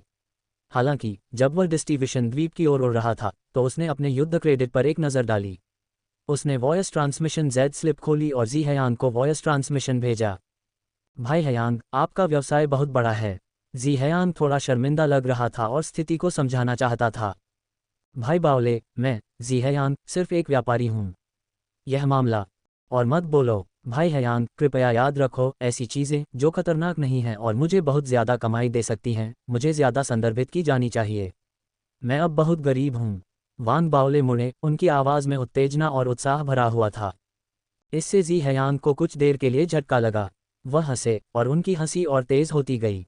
अंत में अपनी आवाज़ में गंभीरता के साथ उन्होंने कहा, बाओले, आपके साथ काम करके खुशी हुई। वैसे ही। वान बाओले मुस्कुराए और आवाज़ का प्रसारण समाप्त कर दिया। जैसे ही उन्होंने डिस्टिविशन द्वीप की दिशा में देखने के लिए अपना सिर उठाया, उनकी मुस्कान जल्द ही फीकी पड़ गई। वह मुड़े और उस दिशा की ओर बढ़े। कई दिनों बाद वान बाओले डिस्टिविशन द्वीप पर पहुंचे। वह एक कोर फॉर्मेशन रियल्म कल्टिवेटर थे और उनके पास पर्याप्त युद्ध क्रेडिट थे, इसलिए उन्हें जल्द ही टेलीपोर्ट कर दिया गया। आधा महीना बीत गया और उन्होंने कुल 5 टेलीपोर्टेशन किए। अंत में वान बाओले ने अग्निसागर को पार किया और अंततः तलवार के शरीर पर पहुंच गया। अभी अग्निसागर शांत दिखाई दे रहा था। हालांकि तापमान बहुत अधिक था, जो हैंडल पर तापमान से कहीं ज्यादा था। उच्च तापमान के कारण आसपास की शून्यता विकृत हो गई और लपटों से बना एक रक्षात्मक अवरोध उसके सामने प्रकट हुआ। सुरक्षात्मक परत के पार सन्नाटा था। इसके अंदर आकाश और पृथ्वी टूट रहे थे, लावा बह रहा था और अग्निसागर मंथन कर रहा था, जबकि पहाड़ टूट रहे थे। इमारतें तबाह हो गई थीं और चारों ओर अराजकता थी। रक्षात्मक अवरोध को पार करने का मतलब तलवार के शरीर में प्रवेश करना था। एक हद तक इसका मतलब सूर्य में प्रवेश करना था। रक्षात्मक अवरोध के बाहर वान बाओले कुछ मिनटों के लिए चुप रहा। जब उसने अपना सिर उठाया तो दृढ़ संकल्प की झलक दिखी। उसने रक्षात्मक अवरोध में कदम रखा। अगर तलवार के हैंडल को कोमल कहा जा सकता है तो सूरज की रोशनी में दबी तलवार के शरीर को केवल तीव्र और हिंसक ही कहा जा सकता है। रक्षात्मक अवरोध के नीचे छिपी इस दुनिया में आग का सागर अब लाल नहीं बल्कि काले रंग का था। ये काला आग का सागर तलवार के हैंडल पर पाए गए तापमान से कहीं ज्यादा गर्म था। वान बाओले ने अपनी इंद्रियों को थोड़ा फैलाया और तुरंत घबरा गया। उसके आकलन के आधार पर अगर वह स्पिरिट बोर्ड पर निर्भर नहीं होता तो वह आधे घंटे से ज्यादा इस आग के सागर में जीवित नहीं रह पाता। ये बहुत भयानक है। वान बाओले ने दम तोड़ दिया। वह जानता था कि उसका भौतिक शरीर कितना मजबूत था। जब वह डर और सदमे से लड़खड़ाता हुआ खड़ा था तो उसने देखा कि आग का सागर सिर्फ उसके नीचे ज़मीन पर ही नहीं था, आसमान में भी आग का एक और सागर था। यह नीचे के आग के सागर जितना प्रभावशाली नहीं था। हालांकि आसमान में चौड़ी नदियों की तरह बहते हुए पिघले हुए लावा की विशाल धाराएं अभी भी वान बाओले की पुतलियां सिकुड़ रही थीं। उसने दूर तक देखा, इस रक्षात्मक अवरोध के भीतर जहां भी उसकी आंखें देख सकती थीं, आसमान में और जमीन पर आग की लपटें नाच रही थीं और फैल रही थीं। ऐसा लगा जैसे वह नर्क में उतर आया हो। वहां बहुत सारे खंडहर और बहुत सारे टूटे हुए पत्थर भी थे। जब वह पहली बार सुरक्षात्मक अवरोध से गुजरा था तो वान बाओले ने देखा था कि दूरी पर क्षतिग्रस्त मंडपों का एक छोटा सा पहाड़ जैसा कुछ था। ये लावा में बहता हुआ आगे निकल गया था। एक तेज धमाके के साथ यह एक अपरिचित टूटी हुई मूर्ति के टुकड़े से टकराया था। टक्कर ने आसपास के आग के समुद्र को फटने और बाहर की ओर छलकने के लिए प्रेरित किया था। ऊर्जा की लहरें आसमान और जमीन को हिलाती हुई दिखाई दी थीं। हालांकि वान बाओले काफी दूर खड़ा था, उसने अपनी ओर बढ़ती आग की लहरों की गर्मी महसूस की थी। उसके बालों से भी जलने की गंध आ रही थी। वान बाओले ने अपने डर में जल्दबाजी में कदम पीछे खींच लिए थे। वह तुरंत आगे नहीं बढ़ा था, बल्कि तापमान को समायोजित करते हुए सीमाओं पर खड़ा था। उसने अपने आसपास की चीज़ों पर नज़र रखी थी। धीरे धीरे उसने न केवल मंडपों के अवशेष देखे, बल्कि बड़ी मात्रा में टूटे हुए पहाड़ी पत्थर और चट्टानें भी देखीं। उसने कुछ शव भी देखे। अधिकांश शवों के शरीर के अंग गायब थे। उनमें साधक भी थे और कुछ ऐसे भी थे जिन्हें उसने पहले भी स्पिरिट ब्रीथ विलेज में देखा था। कभी न खत्म होने वाले कबीले के सदस्य। वह पास नहीं गया, हालांकि वह बता सकता था कि इन शवों में कुछ भी कीमती नहीं था। उनकी तलाशी के स्पष्ट संकेत थे। ये स्पष्ट था कि पिछले वर्षों में विशाल विस्तार दाव महल से कई लोग तलाश में आए थे। जो लोग यहाँ आने में कामयाब हुए थे वे उच्च स्तर की साधना वाले लोग होंगे। वे समूहों में आए होंगे। वान बाओले ने लगभग 2 घंटे तक क्षेत्र का निरीक्षण किया। जब उसे यकीन हो गया कि उसका शरीर तलवार के शरीर के तापमान के साथ पूरी तरह से अभ्यस्त हो गया है तो उसने अपना ध्यान अपने आसपास के वातावरण पर केंद्रित किया। धीरे धीरे आगे बढ़ते हुए वह अत्यधिक सतर्क रहा। उसने पिघले हुए लावा की नदियों से बचते हुए उन नदियों के आसपास अपना रास्ता बनाया। वह अपने आसपास के बदलते माहौल पर नज़र रखता था और पहचान के चिन्हों या किसी अन्य मूल्यवान वस्तु की तलाश करता था। समय धीरे धीरे बीतता गया। वान बाओले धीरे धीरे यात्रा करते हुए 8 घंटे बीत गए। उसका ध्यान अपने आसपास के माहौल को देखने और मूल्यवान वस्तुओं की तलाश करने पर था। उसे अभी तक किसी ऐसे खतरे का सामना नहीं करना पड़ा था जो उसकी क्षमता से परे हो। खोज के इन कुछ घंटों के दौरान उसने देखा कि उसके नीचे पिघले हुए लावा समुद्र में सबसे ज्यादा क्या था। मंडप के खंडहरों, क्षतिग्रस्त मूर्तियों और टूटी हुई पहाड़ी चट्टानों के एक के बाद एक द्वीप। ऐसा लग रहा था जैसे यहाँ मौजूद हर चीज़ किसी आपदा में उड़ गई हो। हालांकि आग के समुद्र में कई निशानियां थीं जो पिछली लड़ाई की ओर इशारा करती थीं, फिर भी वहां एक विशाल उपस्थिति थी जो बनी हुई थी जिसने वान बाओले के दिल में डर पैदा कर दिया। ऐसे क्षेत्र थे जहां खतरा नहीं था और आग की नदियां थीं। वान बाओले ने अपनी आंखों से उन क्षेत्रों में अचानक एक काली रेखा की उपस्थिति देखी। जब ये दिखाई दिया तो इसने अंतरिक्ष को 2 हिस्सों में काट दिया, जिससे एक बड़ा सा छेद दिखाई दिया जिसमें से गर्म हवा को हिलाता हुआ एक बवंडर दिखाई दिया और बाहर की ओर बढ़ गया। बवंडर बहुत शक्तिशाली था। अगर कोई क्षण भर के लिए विचलित हो जाए और इसके रास्ते में आ जाए तो उसे निश्चित रूप से गंभीर चोटें लगेंगी। वान बाओले ने चौंकते हुए महसूस किया कि यह कितनी भयानक जगह थी। जैसे ही वह सावधानी से आगे बढ़ा, वान बाओले ने आसमान में पर्वत चोटियां देखीं। वे बीच हवा में तैर रही थीं, उनके आकार विकृत थे। कुछ तो उल्टे भी थे। कुछ पर्वत शिखर चिकने और नंगे थे, अन्य ऐसे गड्ढों से ढके हुए थे जैसे कि उन पर जादू कर दिया गया हो, जबकि कुछ पर इमारतें थीं। ऐसा लग रहा था कि इमारतों को काफ़ी अच्छी तरह से संरक्षित किया गया था। हालांकि वान बाओले ने उन पर्वत शिखरों के पास जाने की हिम्मत नहीं की। वह दूर से ही उन काफ़ी प्राचीन और अच्छी तरह से संरक्षित पर्वत शिखरों पर एक जादू को महसूस कर सकता था जिसने उसकी मांसपेशियों को हिला दिया और उसके दिल की धड़कनें तेज कर दीं। वान बाओले ने जादू की शक्ति का परीक्षण करने के लिए एक साधारण पहाड़ी चट्टान को ऊपर धकेलने की कोशिश की। जैसे ही चट्टान जादू के संपर्क में आए, वह तुरंत धूल में बदल गई। वान बाओले की खोपड़ी में चुभन होने लगी। उसे आखिरकार समझ में आ गया कि पहचान टोकन प्राप्त करने से इतने सारे युद्ध क्रेडिट कैसे मिल सकते हैं। ये स्पष्ट था कि यहाँ पहचान टोकन खोजना और प्राप्त करना कितना मुश्किल था। इसका एक बड़ा हिस्सा किसी की किस्मत पर निर्भर करता था। उसने जो देखा था वह तलवार के शरीर के वास्तव में भयानक पहलू नहीं थे। कुछ सोचने के बाद वान बाओले कुछ और घंटों के लिए उस क्षेत्र में रहे। उसने कुछ ऐसा देखा जिसने उसे अंदर तक हिला दिया।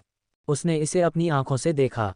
उसके सामने मूल रूप से पिघले हुए लावा का एक समुद्र था, लेकिन कुछ शक्तियों द्वारा उसे पास खींचे जाने के बाद अचानक 100 गज तक फैला एक क्षेत्र उसकी आंखों के सामने धुंधला हो गया। अगले ही पल ये बदल गया और टूटे हुए पहाड़ी चट्टानों का एक छोटा सा द्वीप दिखाई दिया। ऐसा लगता था कि ऐसे परिवर्तन किसी नियम का पालन नहीं करते थे और उनके समय का अनुमान नहीं लगाया जा सकता था। बार बार अवलोकन करने के बाद वांग बाओले अंततः 2 निष्कर्षों पर पहुंचे। उन्होंने निष्कर्ष निकाला कि यहाँ का वातावरण लगातार बदलता रहता है। ऐसे परिवर्तन जो तुरंत टेलीपोर्टेशन जैसे प्रतीत होते थे, कभी कभी होते थे। उन्होंने ये भी निष्कर्ष निकाला कि अप्रत्याशित परिवर्तनों के अलावा भूमि पर आग का समुद्र कभी कभी ढह जाता था और नीचे की ओर डूब जाता था। समुद्र बिना किसी कारण के ज्वालामुखी की तरह फट भी सकता था। ऐसे विस्फोटों के बाद पानी के नीचे की इमारतें और खंडहर फिर से उभर सकते थे। जब भी ऐसा कुछ होता था तो आसपास के क्षेत्र में कई स्थानिक दरारें पड़ जाती थीं। कभी कभी उन घटनाओं से भीषण बवंडर भी आते थे। नतीजा ये हुआ कि पूरे इलाके में हर कोने में खतरा मंडरा रहा था। वांग बाओले ने जवाब में अपनी सुरक्षा बढ़ा दी और लिटिल मिस्सी को बुलाना जारी रखा। काफी देर तक उससे कुछ न सुनने के बाद वांग बाओले ने जाने के बारे में सोचना शुरू कर दिया। उसने सोचा कि क्या उसे कुछ और लोगों को इकट्ठा करना चाहिए और क्या इसके बजाय समूह खोज करना समझदारी होगी। उसने अपने कदम वापस खींचने और जाने की योजना बनाई। जैसे ही वह मुड़ा और जाने वाला था, अचानक उसके एक तरफ आग का सागर बिना किसी चेतावनी के फट गया। इसने पिघले हुए लावा की बड़ी धाराएं हवा में उड़ा दीं। वांग बाओले ने तुरंत इसे चकमा दिया। वह विस्फोट के चारों ओर जाने वाला था जब खतरे की तीव्र भावना ने उसकी आंखों को चमका दिया।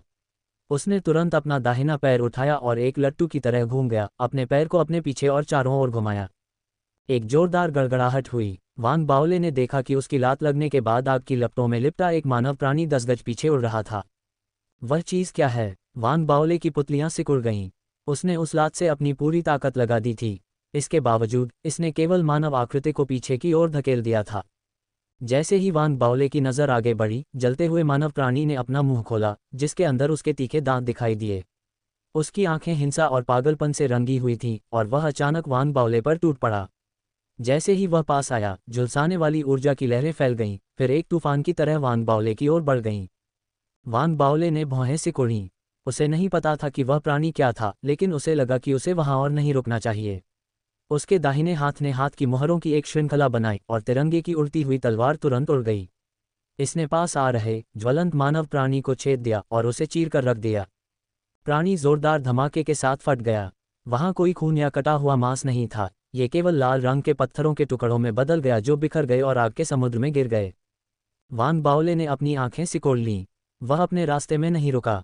एक कदम के साथ वह अपने रास्ते पर वापस लौट आया और वापस दौड़ पड़ा। घंटों बाद उसे 2 बार समान दिखने वाले जीवों के हमलों का सामना करना पड़ा। फिर उसने आखिरकार दूरी में सुरक्षात्मक अवरोध देखा, साथ ही दूसरी तरफ शांत सौम्य शांति भी देखी। जैसे ही वह गति पकड़ने और बाहर निकलने वाला था, अचानक उसके चेहरे पर भावनाओं की एक झलक दिखाई दी। उसने अपने स्टोरेज ब्रेसलेट से एक जेड स्लिप निकाली। ये हिंसक रूप से कंपन कर रही थी। यह जेड स्लिप थी जो फेडरेशन सीडलिंग्स को क्षेत्रीय स्पिरिट इंटरनेट के माध्यम से संवाद करने की अनुमति देती थी। सीनेट का प्रतिनिधित्व करने वाले फेडरेशन सीडलिंग्स में से एक समूह चैट में मदद के लिए पुकार रहा था। क्या तलवार के शरीर पर कोई है? मैं फंस गया हूँ, कृपया मुझे बचाओ। विशाल विस्तार दाव पैलेस में आए फेडरेशन सीडलिंग्स में से हर एक जानता था कि उन्हें एकता में खड़ा होना था। उन्हें काफ़ी एकजुट कहा जा सकता है। यही कारण है कि जब वांग बाओले ने वह संदेश देखा तो वह तुरंत रुक गया। जेड स्लिप के भीतर क्षेत्रीय स्पिरिट इंटरनेट पर कुछ सीमाएं थीं कि एक ट्रांसमिशन कितनी दूर तक जा सकता है। सिद्धांत रूप में यदि सभी एक ही क्षेत्र में होते तो वे एक दूसरे से ट्रांसमिशन देख पाते।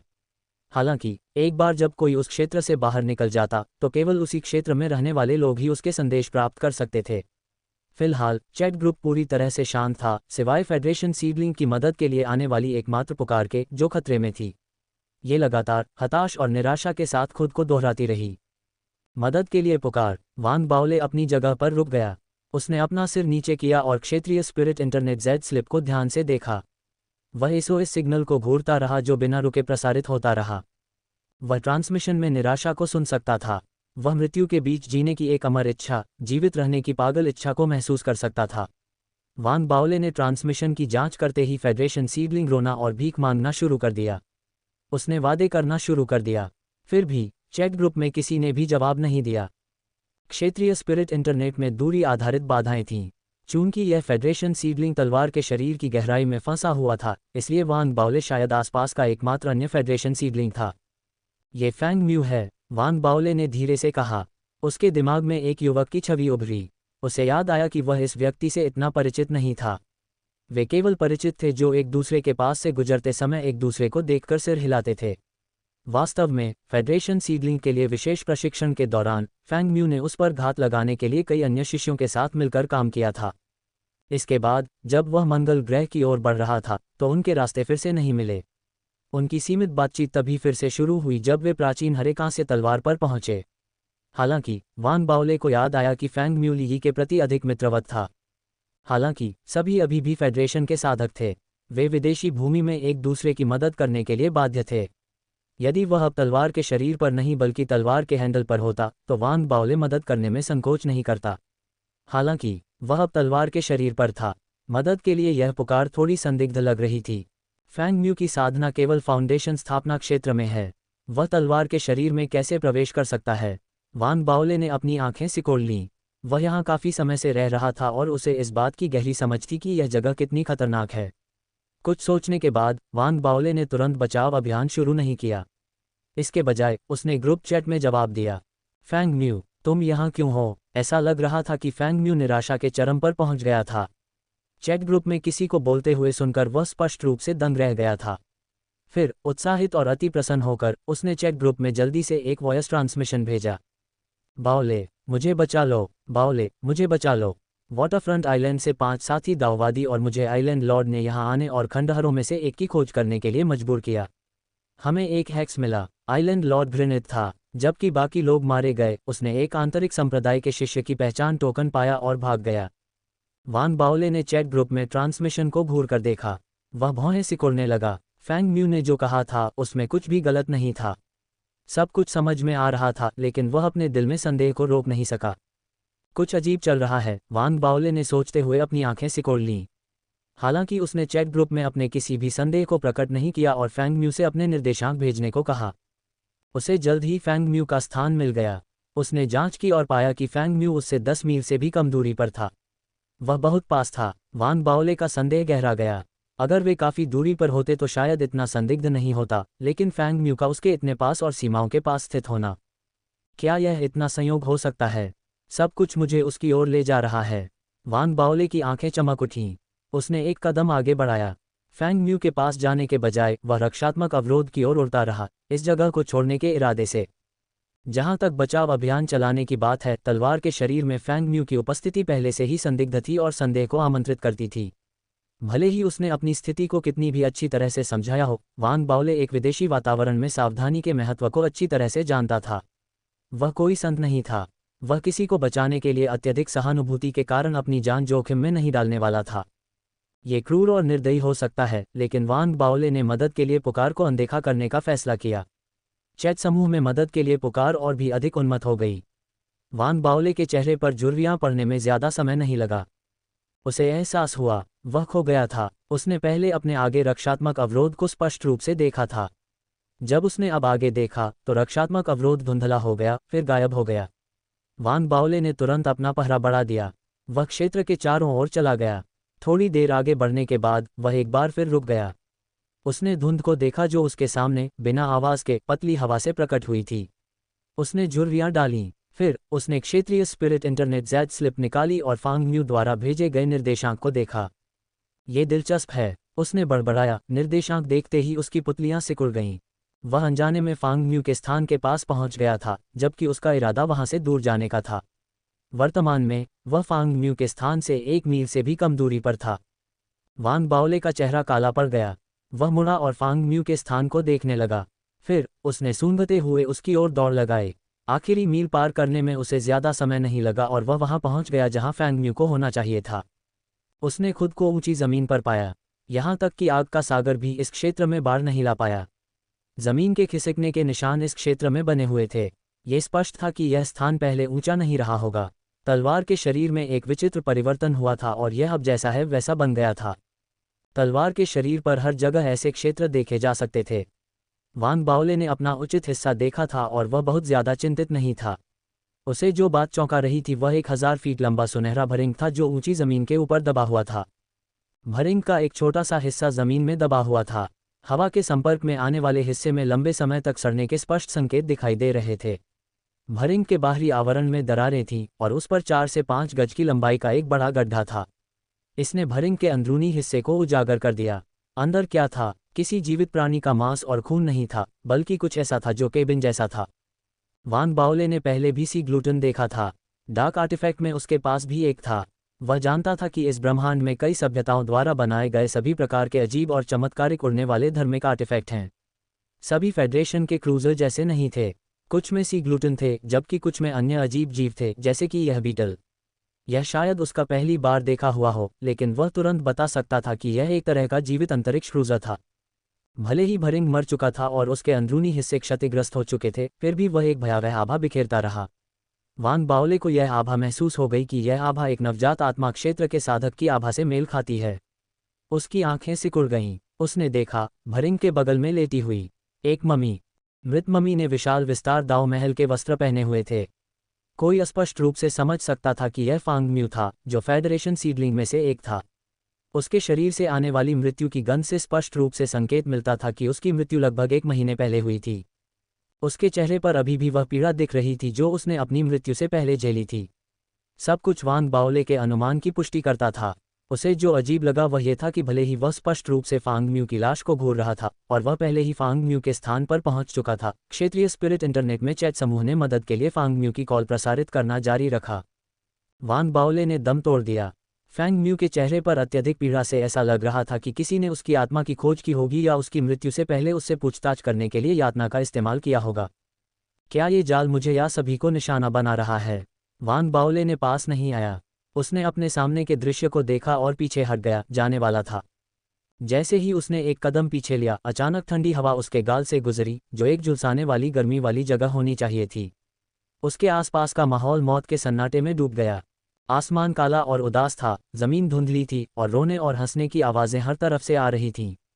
वे अस्पष्ट थीं, जो भयानक हवाओं के साथ आ रही थीं। माँ, माँ, मैं भूख से मर रहा हूँ। माँ, तुम्हारी उंगली बिल्कुल भी अच्छी नहीं लगती। मुझे बहुत भूख लगी है। मैं कुछ खाना चाहता हूँ। मुझे मत मारो, मुझे मत मारो, मेरी खाल मत उधेड़ो। माँ, मुझे बहुत दर्द हो रहा है। वह डरावनी, बच्चे जैसी आवाज़ ठंडी लग रही थी। यह ऐसी ठंड थी जो सिर में चुभन पैदा कर दे। आवाज़ हवा में बह रही थी और वान बाओले को डरा रही थी। उसने अपने आसपास कुछ बच्चों की मौजूदगी महसूस की। वे हाथ पकड़कर उसके चारों ओर चक्कर लगा रहे थे। उनमें से एक भागता हुआ भागा, फिर रुक गया और उसके पास खड़ा हो गया। बच्चा उसे देखकर मुस्कुराया। वान बाओले ने सहज रूप से अपना सिर घुमाया और देखा। उससे 10 फीट दूर एक खाली जगह थी। जब उसकी नज़र उस जगह से गुजरी तो अचानक सफ़ेद लबादे पहने एक लंबे बालों वाली महिला दिखाई दी। उसके बाल बहुत लंबे थे और उसके चेहरे को ढंके हुए थे। सफ़ेद लबादे वाली महिला के बगल में 7 छोटे लड़के खड़े थे। उनमें से हर एक के चेहरे पर एक डरावनी मुस्कान थी और वे बिना पलक झपकाए वान बाओले को देख रहे थे। वान बाओले की पुतलियां अचानक सिकुड़ गईं। तभी सफ़ेद लबादे वाली महिला ने अपना सिर उठाया, जिससे बिना आंखों और नाक वाला चेहरा दिखाई दिया। उसके भयानक चेहरे पर सिर्फ एक विशाल, काला मुंह था। उसने 7 युवा लड़कों का नेतृत्व किया और सीधे वान बाओले पर हमला किया। अगर कोई और होता, जो डरपोक और आत्माओं से डरता, तो वह इस समय कांप उठता। वह चीख सकता था और डर के मारे जल्दी से पीछे हट सकता था। हालांकि सफ़ेद वस्त्र वाली महिला और उसके बगल में बैठे 7 बच्चे कभी नहीं सोच सकते थे कि जिस व्यक्ति का वे इस समय सामना कर रहे थे, वह अलौकिक से बिल्कुल भी नहीं डरता। वान बाओले भी थोड़ा अधीर दिखने लगे। जैसे ही एक भयानक माहौल उन पर छा गया और सफ़ेद वस्त्र वाली महिला आत्मा वान बाओले पर झपटी, वान बाओले ने उसे घूरा और बिना किसी हिचकिचाहट के अपना दाहिना पैर उठाया और उसे जोरदार धमाके के साथ लात मारी। लात महिला आत्मा पर पड़ी। ऐसा लगा कि वह उसके आध्यात्मिक रूप से होते हुए सीधे उसके असली रूप पर जा गिरी। 100 फीट दूर फेंके जाने पर महिला आत्मा चीख उठी। तुम्हारी हिम्मत है कि तुम ये नाटक करो, जबकि तुम्हारे पास बस इतना ही है। वान बाओले ने नाक सिकोड़ी। उसने अपना दाहिना हाथ उठाया और सोल गाइडेंस को छोड़ दिया। उसके हाथ में कई छवियां दिखाई दी, जो एक दूसरे के ऊपर परत बनाकर एक बहुत बड़ा, भयावह काला भूत का हाथ बना रही थीं। हाथ के दिखने के साथ ही उनके आसपास की ठंडक और भी बढ़ गई। अगर महिला आत्मा के साथ दिखाई देने वाली भयानक हवाओं को एक क्रूर राक्षस के रूप में वर्णित किया जा सकता है, तो वान बाओले के शरीर से इस समय जो हवाएं फूटीं, वे राक्षस भगवान से भी बढ़कर होंगी। उसका आत्मा मार्गदर्शक हाथ खींचा और महिला आत्मा के चेहरे की विशेषताएं उसके चेहरे पर फिर से दिखाई देने लगीं। उन्होंने एक अविश्वसनीय, हैरान करने वाला भाव बनाया। महिला आत्मा चिल्लाए और भागने की कोशिश की, लेकिन बहुत देर हो चुकी थी। पलक झपकते ही वह वान बाओले के आत्मा मार्गदर्शक हाथ द्वारा पकड़ी गई। अपने भ्रामक रूप के साथ महिला आत्मा लड़ाई भी नहीं कर सकी। वान बाओले ने उसे गर्दन से पकड़ा और अपने सामने खींच लिया। शैतान की तरह ड्रेस अप करने में कुछ भी गलत नहीं है, लेकिन मेरे सामने ऐसा करना, वान बाओले ने गुस्से से कहा। उसने महिला आत्मा को पकड़ लिया और उसे हवा में ऊपर उठा लिया, फिर उसे वापस जमीन पर पटक दिया। ऐसा लगता है कि वह इससे संतुष्ट नहीं था। उसने अपना पैर उठाया और महिला आत्मा को बार बार लात मारी। प्रत्येक लात के साथ महिला आत्मा की चीखें और भी दयनीय होती जा रही थीं। उसकी साधना एक सिद्ध कोर फॉर्मेशन क्षेत्र की साधक से मुकाबला कर सकती थी। हालांकि वान बाओले से पहले वह कागज के टुकड़े की तरह नाजुक और कमजोर थी। वह अपनी शक्ति को बिल्कुल भी नहीं दिखा सकती थी। ऐसा लग रहा था जैसे उसे अपना मुकाबला मिल गया हो। वह आभा जो उसने फैलाई, जिससे सभी जीवित प्राणियों में भय पैदा होना चाहिए था, वान बाओले के सामने बेकार थी। इसमें कोई संदेह नहीं था कि एक डार्क चाइल्ड के रूप में वान बाओले ने अपने डार्क ड्रीम में लाखों आत्माओं का सामना किया था। उनमें से बहुत सी इस महिला आत्मा से कहीं अधिक भयानक थीं। कुछ ने पूरी दुनिया का नरसंहार किया हो सकता है, लेकिन वे सभी वान बाओले के सामने आज्ञाकारी और विनम्र थे, परेशानी पैदा करने से डरते थे। आखिरकार डार्क सेक्ट एक शक्तिशाली इकाई थी जो आत्माओं को ले जाती थी। एक डार्क चाइल्ड के रूप में अगर वान बाओले इस तुच्छ आत्मा से डर गए होते, तो उनका मानना था कि डार्क सेक्ट के पूर्वज जो गिर गए थे, वे इतने क्रोधित हो जाएंगे कि वे फिर से जीवित हो जाएंगे। जैसे जैसे वान बाओले उसे मुक्का और लात मारता रहा, महिला आत्मा की चीखें और भी दयनीय होती गईं। वह अपनी जान की भीख मांगने लगी, लेकिन कोई फायदा नहीं हुआ। अपने पिछले भयानक रूप से उसका परिवर्तन बहुत ही अचानक और चौंकाने वाला था, और उसके साथ बच्चे सभी स्तब्ध थे। दो तो इतने डर गए कि वे रोने लगे। ये असली आंसू थे, पहले की तरह भयानक रोना नहीं। हालांकि यह भयानक लग रहा था। वान बाओले ने गुस्से से कहा, चुप रहो, अगर तुम फिर से रोने लगे तो मैं तुम्हें खा जाऊंगा। गाना शुरू करो। उसके चिल्लाने पर दो रोते हुए बच्चे कांप उठे और तुरंत रोना बंद कर दिया। वे कांपते रहे। वे रोना चाहते थे लेकिन ऐसा करने की हिम्मत नहीं कर पाए। वे भागना चाहते थे लेकिन ऐसा करने की हिम्मत नहीं कर पाए। वे केवल ये देख सकते थे कि उनकी मां को वान बाओले की मुट्ठियों और लातों के नीचे प्रताड़ित किया जा रहा था। उसे इस हद तक पीटा जा रहा था कि उसकी आत्मा बिखर कर धूल में मिल सकती थी। कांपते हुए वे गाने लगे, माँ माँ, मैं भूख से मर रहा हूँ। माँ, तुम्हारी उंगली का स्वाद बिल्कुल भी अच्छा नहीं है। मुझे बहुत भूख लगी है। मैं कुछ खाना चाहता हूँ। मुझे मत मारो, मुझे मत मारो, मेरी खाल मत उधेड़ो। माँ, मुझे बहुत दर्द हो रहा है। बच्चों की आवाज़ें कांप उठी क्योंकि उनका गाना हवा में गूंज रहा था। ये पहली बार था जब उन्हें एहसास हुआ कि वे कितने डरावने लग रहे थे। वे गाते हुए खुद भी डर गए। वान बाओले को गाना गाते गाते थकान होने लगी। अपने हाथ की एक लहर के साथ सातों बच्चे जल्दी से पीछे हट गए और भाग निकले। उनके युवा मन ने वान बाओले को एक राक्षस के बराबर मान लिया था। वह बहुत भयानक था। बच्चों के भाग जाने के बाद वान बाओले ने महिला आत्मा को तब तक लात मारना जारी रखा जब तक वह बेहोश नहीं हो गई। उसका शरीर धूल में बदलने के लिए तैयार लग रहा था।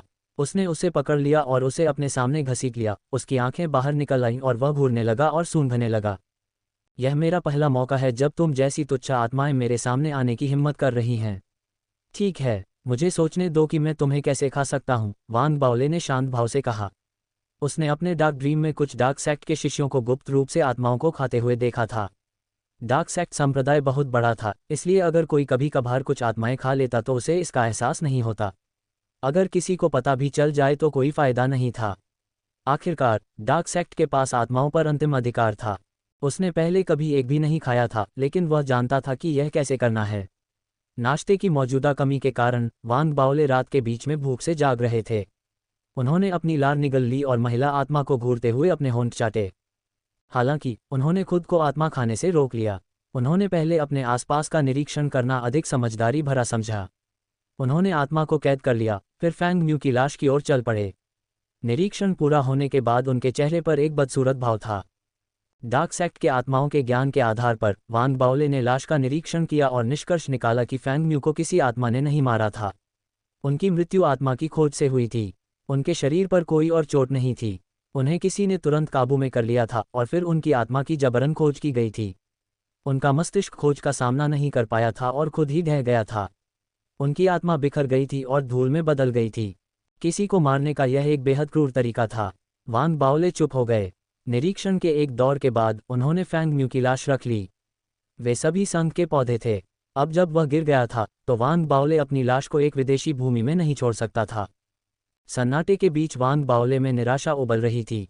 भले ही हर कोई प्राचीन हरे कांस्य तलवार पर पहुंचने पर सबसे बुरे के लिए मानसिक रूप से तैयार था, फिर भी जब उसने अपनी आंखों से मौत देखी तो वह आहें भरने से खुद को नहीं रोक सका। उसने जल्द ही अपनी भावनाओं को व्यवस्थित किया। उसने अपना सिर उठाया और सुनहरे भरिंग को घूरा। एक ही कदम में वह गड्ढे में पहुंच गया। उसने अंदर 2 लाशें देखीं। उनमें से एक अधेड़ उम्र के व्यक्ति की थी। उसने विशाल विस्तार दाव महल के वस्त्र पहने हुए थे। वे फटे और क्षतिग्रस्त थे। वह काफी समय पहले मर चुका था और उसके शरीर से मौत की तेज गंध आ रही थी। भले ही वह मर चुका था, लेकिन उसके शरीर से निकलने वाली आत्मिक ऊर्जा ने वान बाओले की पुतलियां सिकोड़ दीं। उसके साथ मरने वाला दूसरा व्यक्ति विशाल विस्तार दाव महल का साधक नहीं था। ये 3 सिर और 6 भुजाओं वाला कोई व्यक्ति था, कभी न खत्म होने वाले कबीले का सदस्य। उन्होंने स्पष्ट रूप से एक भयंकर युद्ध लड़ा था और अंततः एक साथ मारे गए थे। ये भरिंग स्पष्ट रूप से उनमें से एक का क्रूजर था।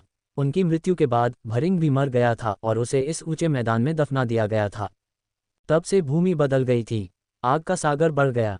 शायद निकट भविष्य में भूमि के एक और परिवर्तन के साथ साथ यहाँ की हर चीज गायब हो जाएगी। उनके भंडारण बैग में रखी मूल्यवान वस्तुएं अब वहां नहीं थीं और कोई पहचान चिन्ह नहीं मिला। वान बाओले को विश्वास नहीं हुआ कि वे नष्ट हो गए थे। उनका मानना था कि किसी ने उन्हें ले लिया था। इस बात की थोड़ी संभावना थी कि जिसने उन्हें ले लिया था वह फैंग म्यू का हत्यारा भी था। उन्होंने फैंग म्यू को मार डाला और यहाँ घात लगा दिया। वान बाओले को अपनी खोज के बाद कुछ भी मूल्यवान नहीं मिला। उसने भरिंग को छोड़ दिया और महिला आत्मा को छोड़ दिया। उसने उसकी गर्दन पकड़ी और उसे हिंसक रूप से हिलाया। महिला आत्मा तुरंत होश में आ गई। वान बाओले का चेहरा देखते ही वह तुरंत चीख पड़ी और हवा में उड़ते पत्ते की तरह कांपने लगी। अगर तुमने और शोर मचाया तो मैं तुम्हें खा जाऊंगी, वान बाओले ने शांत भाव से कहा। महिला आत्मा ने तुरंत अपना मुंह बंद कर लिया। वह कांपती रही, हालांकि उसने एक भी शब्द बोलने की हिम्मत नहीं की। बोलो, यहाँ क्या हो रहा है? वान बाओले ने सफ़ेद वस्त्र पहने महिला आत्मा को घूरते हुए धीरे से पूछा। उसकी आवाज़ शांत थी, हालांकि जैसे ही शब्द निकले महिला आत्मा फिर से कांपने लगी। उसने वान बाओले से कुछ भी छिपाने की हिम्मत नहीं की। उसने अपनी अस्पष्ट चेतना को बाहर की ओर बढ़ाया। कभी न खत्म होने वाले कबीले ने चालाकी से तुम्हें यहाँ खींच लाया, तुम्हें मारने के लिए। ये सुनते ही वान बाओले की पुतलियां सिकुड़ गईं।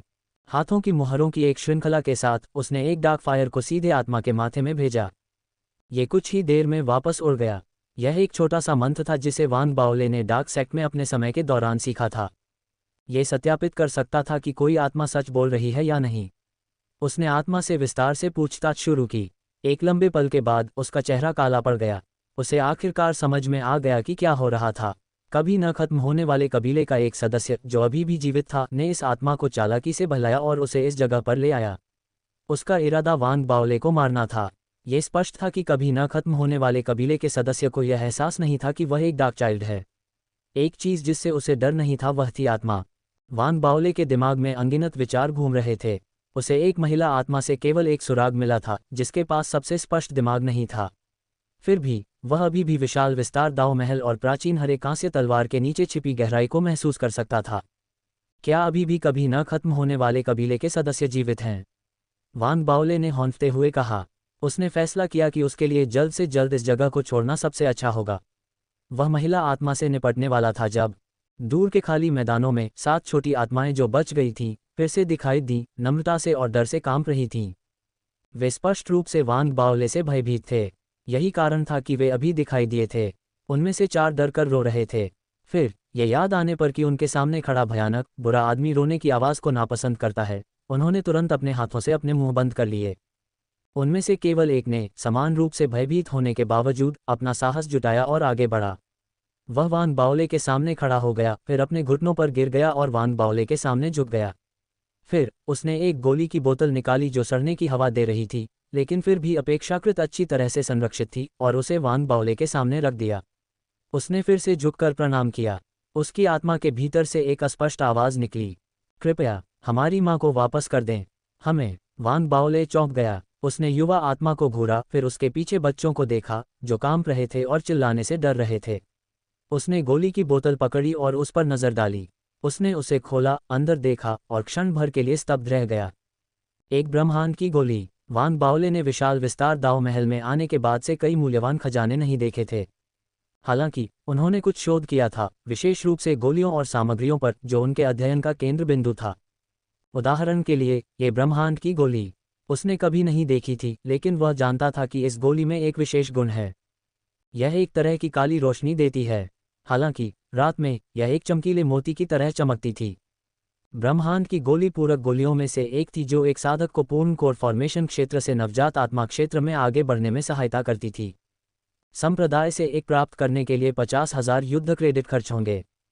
वान बाओले के पास अपने अनुमान थे, लेकिन वह पूरी तरह से आश्वस्त नहीं हो सका कि यह वास्तव में एक ब्रह्मांड की गोली थी। फिर भी ये काफ़ी असाधारण लग रहा था। वह बहुत खुश था। कुछ सोचने के बाद उसने सफ़ेद वस्त्र वाली महिला आत्मा को पकड़ लिया और उसे एक तरफ फेंक दिया। उसे नहीं पता था कि कभी न खत्म होने वाला कबीला आत्माओं को कैसे नियंत्रित करता है। हाथों की मुहरों की एक श्रृंखला के साथ उन्होंने 8 डार्क फायर को बुलाया, जिन्होंने आत्माओं के चारों ओर चक्कर लगाया और डार्क फायर को वापस बुलाने से पहले उन पर नियंत्रण रखने वाले मंत्र के अवशेषों को जला दिया। पूरी प्रक्रिया के दौरान आत्माएं इतनी भयभीत थीं कि वे 1 इंच भी हिलने की हिम्मत नहीं कर पाईं। वान बाओले की डार्क फायर को उनके लिए दुनिया की सबसे डरावनी चीज़ों में से एक कहा जा सकता है। ये वान बाओले से थोड़ी ही कम डरावनी थी। ठीक है, बस जाओ, अब लोगों को डराने के लिए इधर उधर मत जाओ, ठीक है। वान बाओले ने अपना हाथ हिलाया और आत्माओं को अनदेखा कर दिया। उसने यूनिवर्स पिल का विस्तार से अध्ययन करना शुरू कर दिया। मुक्त होने के बाद महिला आत्मा ने रुकने की हिम्मत नहीं की। उसने जल्दी से अपने बच्चों को इकट्ठा किया और भाग गई। थोड़ी देर बाद वान बाओले ने यूनिवर्स पिल रख ली। उसने वापस लौटने पर इसका और निरीक्षण करने का फैसला किया। वह गोली का वास्तविक नाम सत्यापित करेगा, और अगर यह वास्तव में यूनिवर्स पिल है, अगर यह प्रामाणिक होती तो वह खुद को इससे अच्छा सौदा दिला सकता था। अगर यह नकली होती तो वान बाओले की आंखों में एक ठंडी रोशनी चमक उठी। वह वापस लौटेगा और इन आत्माओं को खोजेगा, फिर उनसे पूछेगा कि उन्होंने उसे धोखा क्यों दिया। वह मुड़ा और विशाल सुनहरे भरिंग को घूरने लगा। कुछ सोचने के बाद उसने उसे और साथ ही अंदर की लाशों को भी अपने साथ ले जाने का फैसला किया। इससे कोई फर्क नहीं पड़ता कि मैं उन्हें कुछ क्रेडिट के लिए बेच सकता हूं या नहीं। चलो पहले उन्हें ले लेते हैं और बाद में तय करते हैं कि उनके साथ क्या करना है। हो सकता है कि मैं उन्हें बाद में बेच सकूं। मेरे पास कोई विकल्प नहीं है। मैं गरीब हूं। वान बाओले ने विलाप किया। वह केवल इतना कह सका कि वह इस यात्रा के लिए अपने लाभ से केवल थोड़ा संतुष्ट था। ये बहुत अच्छा होगा यदि गोली प्रामाणिक हो। यदि यह नहीं होती तो वह इस यात्रा को घाटे में कर देता। आने जाने की यात्रा में 1000 युद्ध क्रेडिट खर्च हुए। इसमें उसका बहुत समय भी खर्च हुआ। ठीक है, हम इसे पर्यावरण से परिचित होने के लिए एक यात्रा के रूप में ही मानेंगे। वान बाओले ने अपना सिर हिलाया। वह मुड़ा और जाने की योजना बनाई। वह हवा में उड़ गया, घर की दिशा निर्धारित की और सुरक्षात्मक अवरोध की ओर बढ़ गया। अचानक सफ़ेद वस्त्र पहने महिला आत्मा जो पहले चली गई थी, उसके सामने फिर से हवा में दिखाई दी। वान बाओले ने उस महिला आत्मा को घूर कर देखा जिसने उसके सामने आने की हिम्मत की। वह उस पर चिल्लाने ही वाला था कि आत्मा कांप उठी और उसने वान बाओले का जल्दबाजी में अभिवादन किया। उसे डर लग रहा था कि वान बाओले उसके इरादों को गलत समझ सकता है। उसने अपनी चेतना को उसकी ओर बढ़ाने की पूरी कोशिश की। क्या तुम मुझे जादू से मुक्त करने के लिए धन्यवाद देना चाहती हो? वान बाओले को आखिरकार काफ़ी देर बाद समझ में आया कि वह क्या कहना चाह रही थी। उसे गहरा संदेह हुआ और उसने हाथों की मुहरों की एक श्रृंखला बनाई। उसके शरीर के अंदर का डार्क कोर सक्रिय हो गया और एक डार्क फायर महिला आत्मा की ओर उड़ी और उसके माथे में प्रवेश कर गई। ये तुरंत वान बाओले के पास लौटी और उसकी हथेली पर आ गिरी।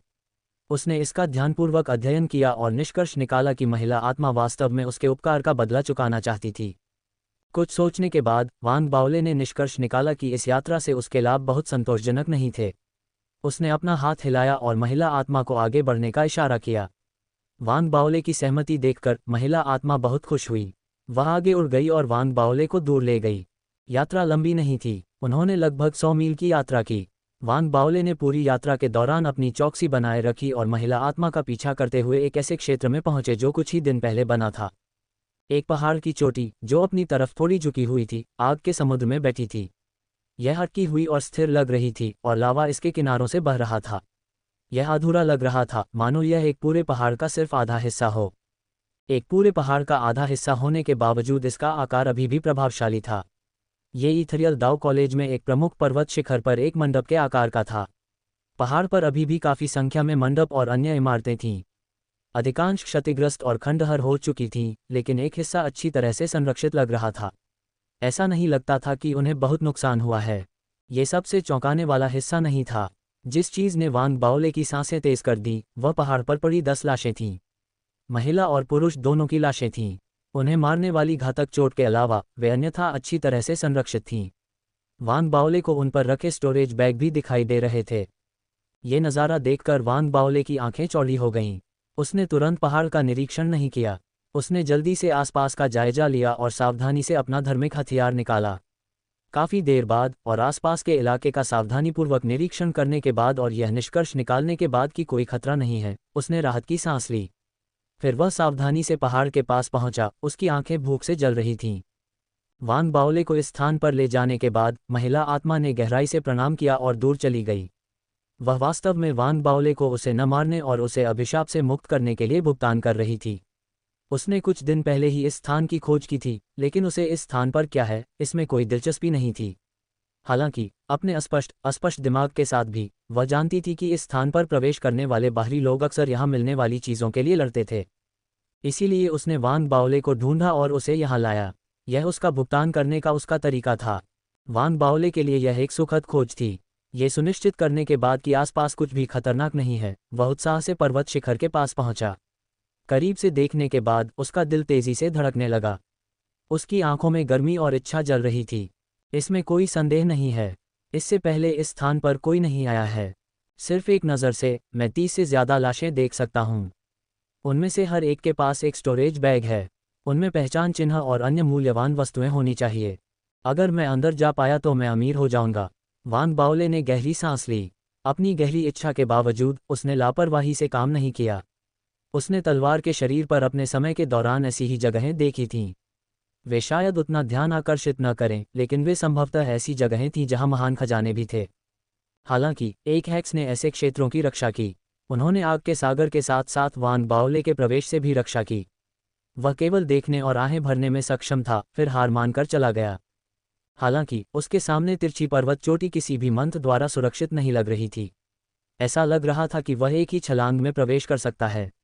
वांग बाओले हालांकि लापरवाह व्यक्ति नहीं था। उसने क्षेत्र का ध्यानपूर्वक अध्ययन किया, फिर एक कठपुतली निकाली। उसने कठपुतली को नियंत्रित किया और उसे आगे की ओर उड़ा दिया। कठपुतली एक हीरे के बंदर जैसी दिख रही थी। ये तेजी से आगे बढ़ी और छलांग लगा दी। जैसे ही वह पहाड़ की चोटी के पास पहुंचा और उतरने ही वाला था, अचानक एक काली रोशनी दिखाई दी जो डायमंड ऐप को छूती हुई निकल गई। डायमंड ऐप कठपुतली जम गई, फिर उसे कई टुकड़ों में काट दिया गया। वह फट गई। मुझे पता था यह एक जादू है। वांग बाओले को आश्चर्य नहीं हुआ। वह वहीं खड़ा रहा और बहुत देर तक सोचता रहा। फिर अपने हाथ की एक लहर के साथ उसने फिर से 1 दर्जन कठपुतलियों को बुलाया। वे बाहर निकल आए और पहाड़ की चोटी को घेर लिया। फिर उन्होंने एक ही समय में उस पर हमला किया। जैसे ही उन्होंने उस पर हमला किया, काली रोशनी फिर से दिखाई दी। ये पूरे क्षेत्र में तेजी से फैल गई। धमाकों की गड़गड़ाहट के साथ कठपुतलियां तुरंत नष्ट हो गईं। हालांकि वांग बाओले को अपने नुकसान का दुख नहीं हुआ। इसके बजाय उसकी आंखें उत्साह से चमक उठीं क्योंकि उसने फिर से अपना हाथ हिलाया और 50 से अधिक कठपुतलियों को बुलाया। इस जादू में एक खामी है। समय तेजी से बीतता गया। वांग बाओले 3 दिनों से यहाँ थे और इन 3 दिनों के दौरान उन्होंने 5000 से ज़्यादा कठपुतलियां बनाईं। उन्हें विशेष क्षेत्रीय शहर के सिटी लॉर्ड के रूप में उनके समय से इकट्ठा किया गया था। हर बार जब कलाकृतियों को परिष्कृत करने में उनकी दक्षता बढ़ती तो वे आदतन कठपुतलियों को और बेहतर बनाते। यही कारण था कि उनकी सबसे कमज़ोर कठपुतलियां भी सच्ची सांस के दायरे में थीं और उनके पास 100 से ज़्यादा कठपुतलियां थीं जो एक फाउंडेशन स्थापना क्षेत्र के साधक से मुकाबला कर सकती थीं। सबसे ज़्यादा हैरान करने वाली बात यह थी कि कठपुतलियों का वह विशेष समूह था जिसे उन्होंने पहले परिष्कृत किया था। केवल 2 ही बचीं। हालांकि दोनों ही सिद्ध फाउंडेशन स्थापना क्षेत्र में थीं और छद्मकोर संरचना क्षेत्र में पहुंच गईं। जैसे जैसे वांग बाओले की साधना का स्तर बढ़ता गया, कठपुतलियां अब उतनी उपयोगी नहीं रहीं। यही कारण था कि वे उनमें से इतनी सारी इकट्ठा करने में कामयाब रहे थे। वे अंततः हेक्स के परीक्षण के लिए उपयोगी बन गईं। वह परीक्षण जो व्यापक और संपूर्ण था, जिसने वांग बाओले को 3 दिनों के बाद हेक्स में खामियों को पहचानने की अनुमति दी। 3 छोटी खामियां हैं। वांग बाओले एक कोने में क्रॉस लेग बैठे थे और अपने सामने पहाड़ की चोटी को देख रहे थे।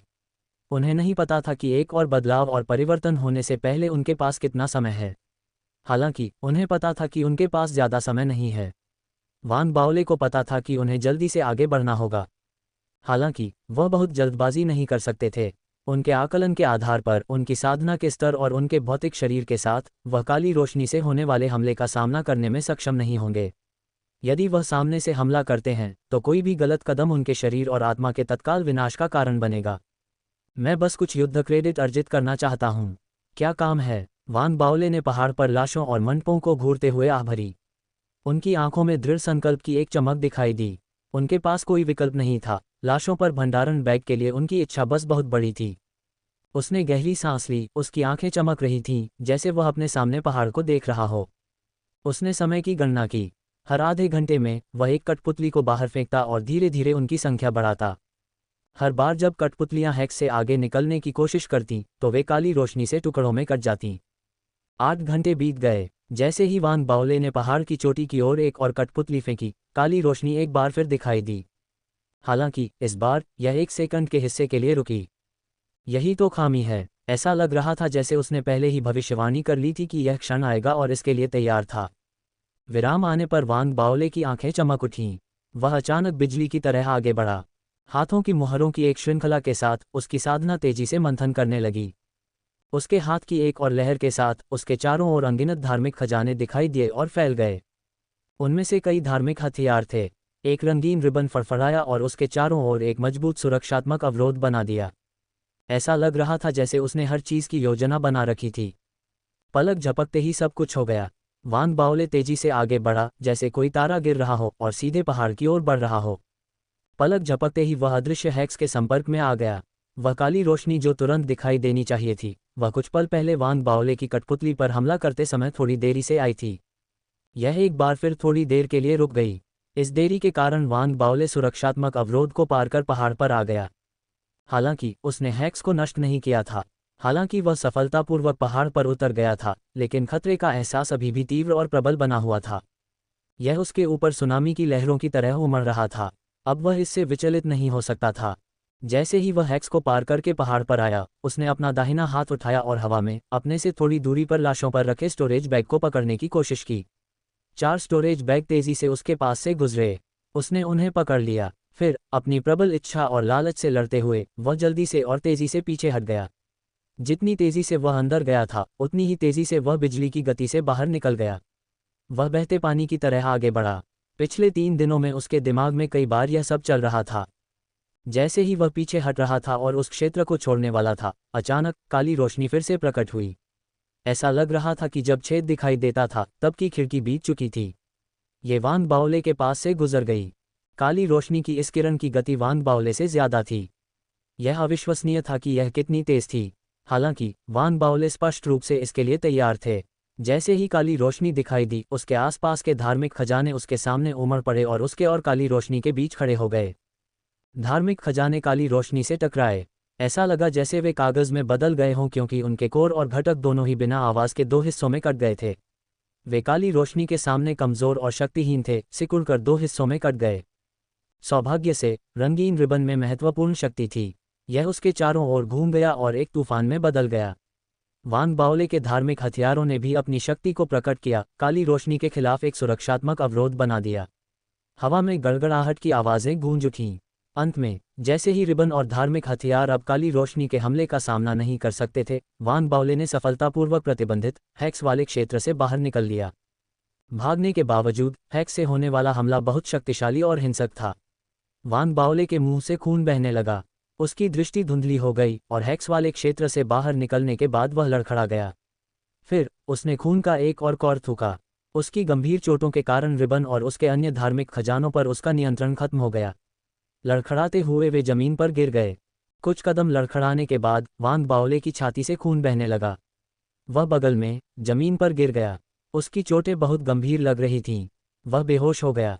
उसके पास जो स्टोरेज बैग थे, वे बेहोश होने के बाद उसके हाथ से फिसल गए और उसके बगल में जमीन पर गिर गए। काली रोशनी चमकी और धीरे धीरे गायब हो गई। उसके चारों ओर सन्नाटा छा गया। 1 घंटे तक सन्नाटा रहा। उस घंटे के दौरान कोई हलचल या आवाज नहीं थी। वहां केवल वान बाओले था, जो बिना हिले डुले और बुरी तरह घायल पड़ा था। वह हमलों के लिए कमजोर था और जवाबी कार्रवाई करने में असमर्थ था। अब कोई भी बुरी नीयत वाला उसे मार सकता था। उसके आसपास पड़े धार्मिक हथियार और भंडारण बैग लालची लोगों को हत्या के इरादे से उकसाने के लिए पर्याप्त थे, जो उन्हें चुराना चाहते थे। शायद किस्मत वांग बाओले के पक्ष में थी, या शायद किस्मत दूसरों के पक्ष में थी। इस घंटे के दौरान कोई भी दिखाई नहीं दिया, यहाँ तक कि सफ़ेद वस्त्र पहने महिला आत्मा भी नहीं दिखाई दी। 1 घंटा बीत गया और वांग बाओले की आंखें अचानक खुल गईं। उसकी आंखों में वह धुंधलापन और उलझन नहीं थी जो आमतौर पर तब होती है जब कोई अभी अभी जागा हो। इसके बजाय उसकी आंखों में एक गहरी, अथाह रोशनी चमक रही थी। ऐसा लगता है कि यहाँ वास्तव में कोई नहीं है। महिला आत्मा वास्तव में एक एहसान चुकाने की कोशिश कर रही थी। मैंने ऐसा ठोस अभिनय किया कि अगर वास्तव में कोई बुरी नीयत वाला होता तो वह हमला कर देता। वांग बाओले ने अपनी आंखें सिकोड़ लीं और तुरंत अपने पैरों पर खड़ा हो गया। ऐसा लग रहा था कि उसकी सारी चोटें नकली थीं। वास्तव में ऐसा ही हुआ था। पहाड़ की चोटी के दिखने के कारण वांग बाओले की सावधानी कम नहीं हुई थी।